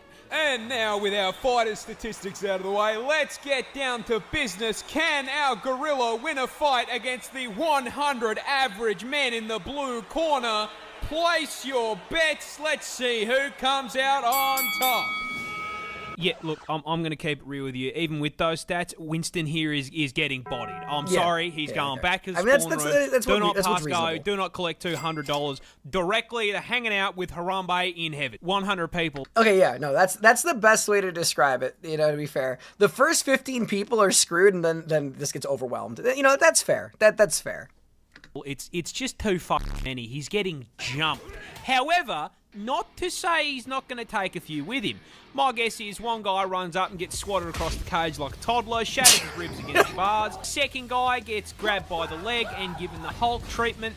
About 6 other guys cop swings to the head and die instantly from broken necks. One dumbass is probably going to try to hit him off the top rope and get done the same way that Omni-Man did Nightwing. But at that point, the crowd probably jumps in and realizes that there are still about 90 of them, 1v10. And it's over. Not that the fight even needs to happen, but it wouldn't be the first time we lost a gorilla to human stupidity. Aw, digs out for Harambe. This is the deadliest snake in the world. Introducing the inland taipan, and being the deadliest venom noodle in the world, I will give you exactly one guess as to where it's found. Yep, yeah, we saw this one. It's Australia, of course it's fucking Australia. Be so serious here. Where the else did you think you were going to find it? Canada? More specifically, as the name suggests, the taipan is found inland in the outback. Luckily, extremely far from civilization, because this homicidal hospital hose is the definition of size doesn't matter. But he's because cute. Despite having extremely small fangs for a venomous snake, coming in at only 6.2 millimeters, the taipan is here to show you that you absolutely Can I just appreciate the fact that like the biggest truck of all time decided to just drive by during that quiet moment, and it just never seemed to stop making that sound. I don't know if it's gonna pick up on the audio, but like, what the heck? Feel less than an inch, because those fangs contain the statistically deadliest snake venom on the fucking planet. Yeah, so this is the, let's see if I remember let's see if I remember the lesson from when we saw this the other day. It is enough to kill I don't know how many people. Was it like 10 men or something ridiculous? But they use it on the little shrews. They use it on the little babies, venom is little a mice. pina colada of pain, containing, but not limited to, hemotoxins to cause blood clots, myotoxins for paralysis and necrosis, nephrotoxins to shut down your kidneys, and 3 different kinds of neurotoxin. I will Needless die. to say, if I it will bites die you, on this hill. Get a headache. I will die on this hill. Everything on that continent has neurotoxin. I wouldn't be surprised if those cordyceps have neurotoxin. Vomit up the entire contents of your stomach, collapse to the ground in agonizing pain, and then your heart and lungs will stop, sending you to meet God in under 15 minutes. And that venom is so fucking potent that one bite contains enough toxin to do that to 100 people. But the funniest part of this snake's venom is that in the wild, they only hunt rats and f***ing mice. Yep. The deadliest venom on the planet, and they are using it to pack up Remy the rat. It's like hunting a 10,000 rabbit mice. with a f***ing AWP. That's the cutest f***ing thing I've ever seen in my entire life. Counter-terrorists win. So stupid. Dolphins get drunk. What? But why? Well, you see, the dolphin is by far and away the smartest animal in the ocean. In fact, they're actually Wait. the second smartest. Wait. Isn't the smartest animal in the ocean actually the octopus? I know that dolphins are intelligent, but I thought that they said like the IQ of an octopus is actually higher. I could be totally wrong, considering that these are mammals, they're highly intelligent mammals and everything like that. But I thought the octopus was higher. Just behind you and me. This means they are smart enough to understand that the ideal the way orcas, to spend your right? night is more plastered than Chad and Max on your average Cold Ones episode. There is just one problem. Last I checked, there's no bottle-o in Bikini Bottom. So how does a dolphin get... The dolphins are near you. Well, I know that the dolphins are intelligent, but I thought that orcas were also more intelligent than dolphins. Because like orcas have like trends that they'll do, right? Because I remember they were like ramming into boats, and it would be something that all of them would start doing then because they think it's funny because they get bored. They also were doing like the weird little seaweed hat that some of them were doing. No, octopi just have hands. You know what? Let's do fact checking because I don't want to just sound like an idiot for the sake of sounding like an idiot. All right, let's look up dolphin IQ. All right, dolphin IQ. The dolphin IQ is roughly between 40 to 50. And the octopus IQ is, they can't be given an IQ. Okay. Because their intelligence is so different from ours, it cannot be scored with our level of intelligence understanding. Okay. Because we do know that they're highly intelligent. But they say that typically, because like there's other things that people will say that they have like the IQ of an average 3-year-old, but you know, it's all subjective. I find it interesting. I find it pretty interesting. All right, back to the thing. Sorry for the serious, not funny part. Fight for all. Simple. They abuse pufferfish. What? You see, due to the lack of underwater alcohol, dolphins need to find other ways to get their fix, which is where SpongeBob's driving instructor comes in. You see, pufferfish contain this really cool and totally not dangerous substance called tetrodotoxin. What is tetrodotoxin? Me. You know, it's only one of the most potent natural neurotoxins on the fucking planet. This shit will freeze your heart and lungs in under an hour with a tiny dose. Yeah. And it's the reason why cooking a pufferfish requires a dexterity check so you don't, hit the poison gland and get yourself deleted. Now, puffers carry this as a defense mechanism as poison accumulates in their organs and skin. Why is that important? They're so cute. Well, you see, I kind of lied. Dolphins don't get drunk. They get high on neurotoxin. Oh. ¿Quieres? Pods of dolphins will bully pufferfish until they inflate, then partake in a literal puff-puff pass. By squeezing the puffer in their mouth, they receive a small dose of neurotoxin, which has a narcotic effect, allowing Flipper here to trip balls before passing the unhappy basketball onto the next submarine stoner. Flipper and friends saw the deadliest neurotoxin on the planet and said, "Fuck it, let me try some of that." Oh. Okay. This isn't a spider. It's a snake. Introducing the Iranian spider-tailed horned viper. As the name suggests, native to Iran, and you are all probably wondering why the f*** this snake has decided to attach a cosplay of the average Australian how do you make resident this to worse? his tail. It's like, how could you possibly The answer make these scenarios is worse? food. You see, every known snake species is a predator. Some eat Bambi, others eat Remy, and the spider tail, not unlike myself, absolutely fucking loves KFC. But birds famously tend to fly, and last I checked, nope ropes don't have wings. So how does this viper get his zinger box? The answer is again, food. You see, birds eat insects, and the spider tail knows this. So rather than it uses its tail as a oh my god. Oh my god. And trying to chase his prey down. Evolution. This I hate lazy evolution has sometimes, evolved man. The What the hell? evolutionary equivalent of DoorDash. You see, when a viper feels like a meal, it'll start the hunt by finding a nice rocky outcrop to curl up on like a couch. And due to the camouflage on his scales, this snake becomes practically invisible. Once he's nice and cozy, he begins to slowly wiggle his tail back and forth in front of his face. It's so perfectly believable. mimicking the motion of an insect. Think of this as him placing his Uber Eats order. Meanwhile, up in the air, our undercooked chicken tender is flying around when, holy shit, a free meal! What a delectable bug just sitting there on that rock. And so, Tweety Birdie swoops down to grab himself an insect Happy Meal. And just as he's about to reach his meal... That is insane! This spider can remove your limbs. What? But how? Introducing the brown recluse, native Oh, to the yeah. United States Yeah. of America. Yeah, this is one of ours. This is one of ours. This thing is horrible. I can't stand these things. I ended up getting a spider bite, right? And it was like not even like a real bite. We didn't know what it was. And I still don't know to this day if it was a brown recluse, because it's not always gonna kill you, but right, it's it's necrosis it causes. But I had a bite, like, and this was, let me think, 10 years ago.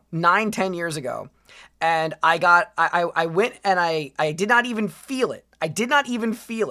And the next day, it looked like I had a snake bite in my hand. Not literally a snake bite. But it was two little holes, and my entire hand was swollen.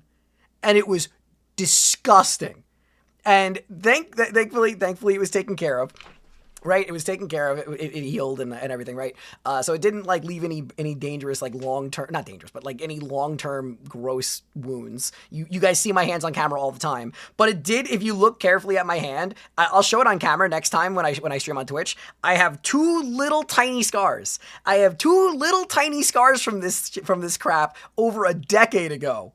It was over a decade ago, and I still have the little teeth marks. And I say this with the uneducated guess that it was a brown recluse, because there's not too many spiders in New York City that can do that. There's not too many spiders that can do that. And a prime example of don't judge a book by its cover. Because despite only coming in at a huge 2 centimeters in length and rocking the spider equivalent of default character customization, this little is a level 500 rot build that gives Melania a run for her money. You see, a bite from a recluse starts in the most American way possible, with you accidentally stepping foot onto his private property, causing him to exercise his Second Amendment rights. Yeah. But considering a spider can't really hold a gun, he's gonna settle on biting your ass. Now, that initial bite's pretty painless. You smack him away, all's well. Yup. There is just one small problem. Congratulations, you are now the proud owner of necrotic venom coursing through your veins, which at first does nothing. You walk back to your house, the bite starts to sting a little more. You feel sick. The wound swells, and the blood vessels around the bite burst, turning it a deep red. Over the next few days, that colour shifts from red to purple to black, as the venom it's really nasty. Destroys and kills the surrounding tissue in a process called necrosis. This causes the skin to literally rot and fall off of your body. And if you don't catch it in time, that rot's gonna spread. If you're lucky, it'll only make you violently ill and leave permanent scarring. If you're unlucky, it just keeps spreading, and venom starts to destroy your blood cells and shut your organs. This is why I am such a spaz. And the second I had a spider bite, I'm like, doctor, let's go to the doctors. Down. Now, there's kind of only one solution to that, but you weren't using that arm anyway, right? Yeah, no. But from what I understand, not all bites are going to get that severe. Mine never got anywhere near anywhere near that bad. Anywhere, like again, because I'm sure somebody in the comment section is gonna be like, well, you would have lost that arm if it was a brown recluse. If that's the case, so be it. I'm not saying this for the sake of like, whoa, I have been bitten by a crazy spider. No, I'm just saying that I had a spider bite. It got really bad. I always assumed it was a brown recluse. If it is the case where you actually get to lose the limb, then obviously it's not the case. But there's not many spiders that can make my hand swell up like a blimp from being bit. So just saying that now before the comments decide to be, comments. Australia has a straight up Pokemon. Introducing the brush-tailed possum. It's a More baby! specifically, the golden brush-tailed possum. Native to the land down under and one of the rare examples of an Australian animal that isn't expressly designed to DoorDash you straight to heaven. What? You see, the brush-tail is one of a grand total of 23 species of Australian possum. But they're all which, babies. Despite the name, share absolutely no relation to the red-blooded American opossum. Okay. Hot take here. The red-blooded American opossum is really cute. Maybe I'm being weird. Maybe I'm weird. When I worked in the veterinary practice, we had a couple come in. I always thought they were cute as hell. Like, not when they're screaming at you, but they're very cute. They're babies. These adorable little marsupials come in all shapes and sizes, from the ringtail possum to the sugar glider, and to our protagonist here, the golden brushtail, which is really just a common brushtail possum with a rare genetic mutation called leucism that causes them to lose the pigment in their skin. Okay. So, basically, it's a fucking shiny Pokemon. Yeah. Coming in at around 4.5 kilos and 40 centimeters in length, these tree-dwelling marsupials are nocturnal and primarily herbivores, mainly consisting of a diet of leaves and fruit. And for added cute points, as marsupials, yes, they carry around their babies in a little pouch like their roided-out cousin the kangaroo. However, come on, the thing is from Australia, you didn't really think these bad boys would be squeaky clean, did ya? You see, they aren't entirely herbivores. Sure, they love a good salad. They will also quite happily raid a bird's nest and turn Tweety's kids into a 3-egg omelette. Roadkill? To be fair, the American gray squirrel does that too. Like, people think that the gray squirrels are not that they're, they just want acorns and stuff. They will murder baby birds. Not just the eggs, they will murder the baby birds. Sounds like a fine steak dinner to me. And just because it's not a venomous predator doesn't mean it can't take your fucking finger off. And the cherry on top, Aussie Pikachu here doesn't go Pika.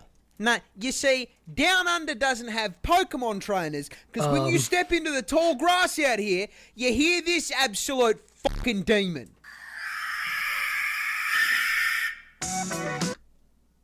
I'm sorry, what? Fucking demon. No.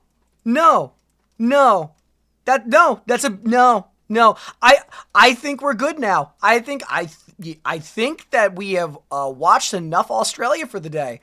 All right. Okay. Let's go back to my other screen. All right. Let's get my music back on. Yeah, no, that went downhill really fast.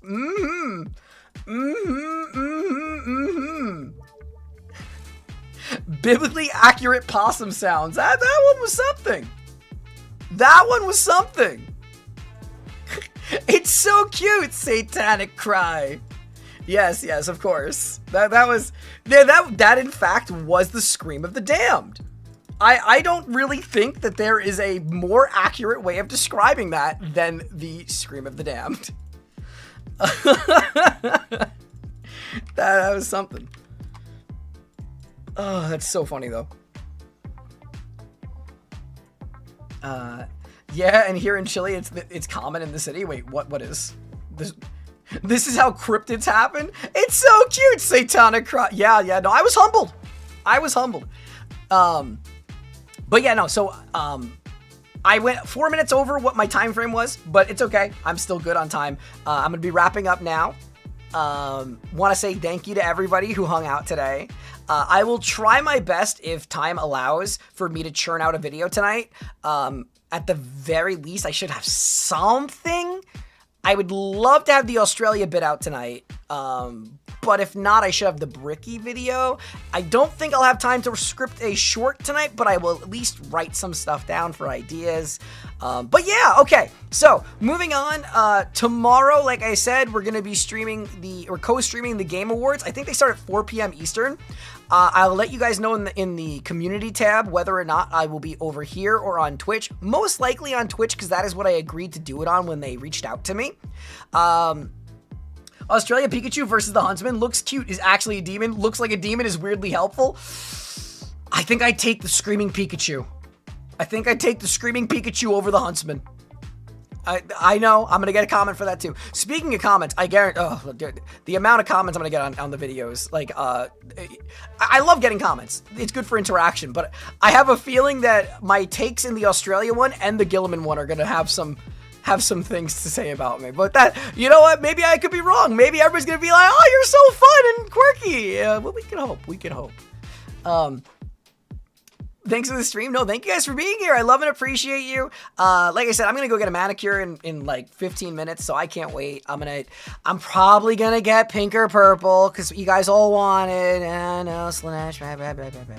But anyway, thank you guys for being here. Thank you for all the memberships. Thank you guys for the super chats. Thank you for the support. Thank you for everything you guys do. You are the greatest community on this platform. I love and appreciate every single one of you. Every single stream is a wonderful experience, and I can't wait to see you guys tomorrow. And I'll be back on YouTube guaranteed if I'm on Twitch tomorrow. On Friday, I'll be on at 11 o'clock Friday. But I love and appreciate you guys, and have a wonderful rest of your night. And I will see you guys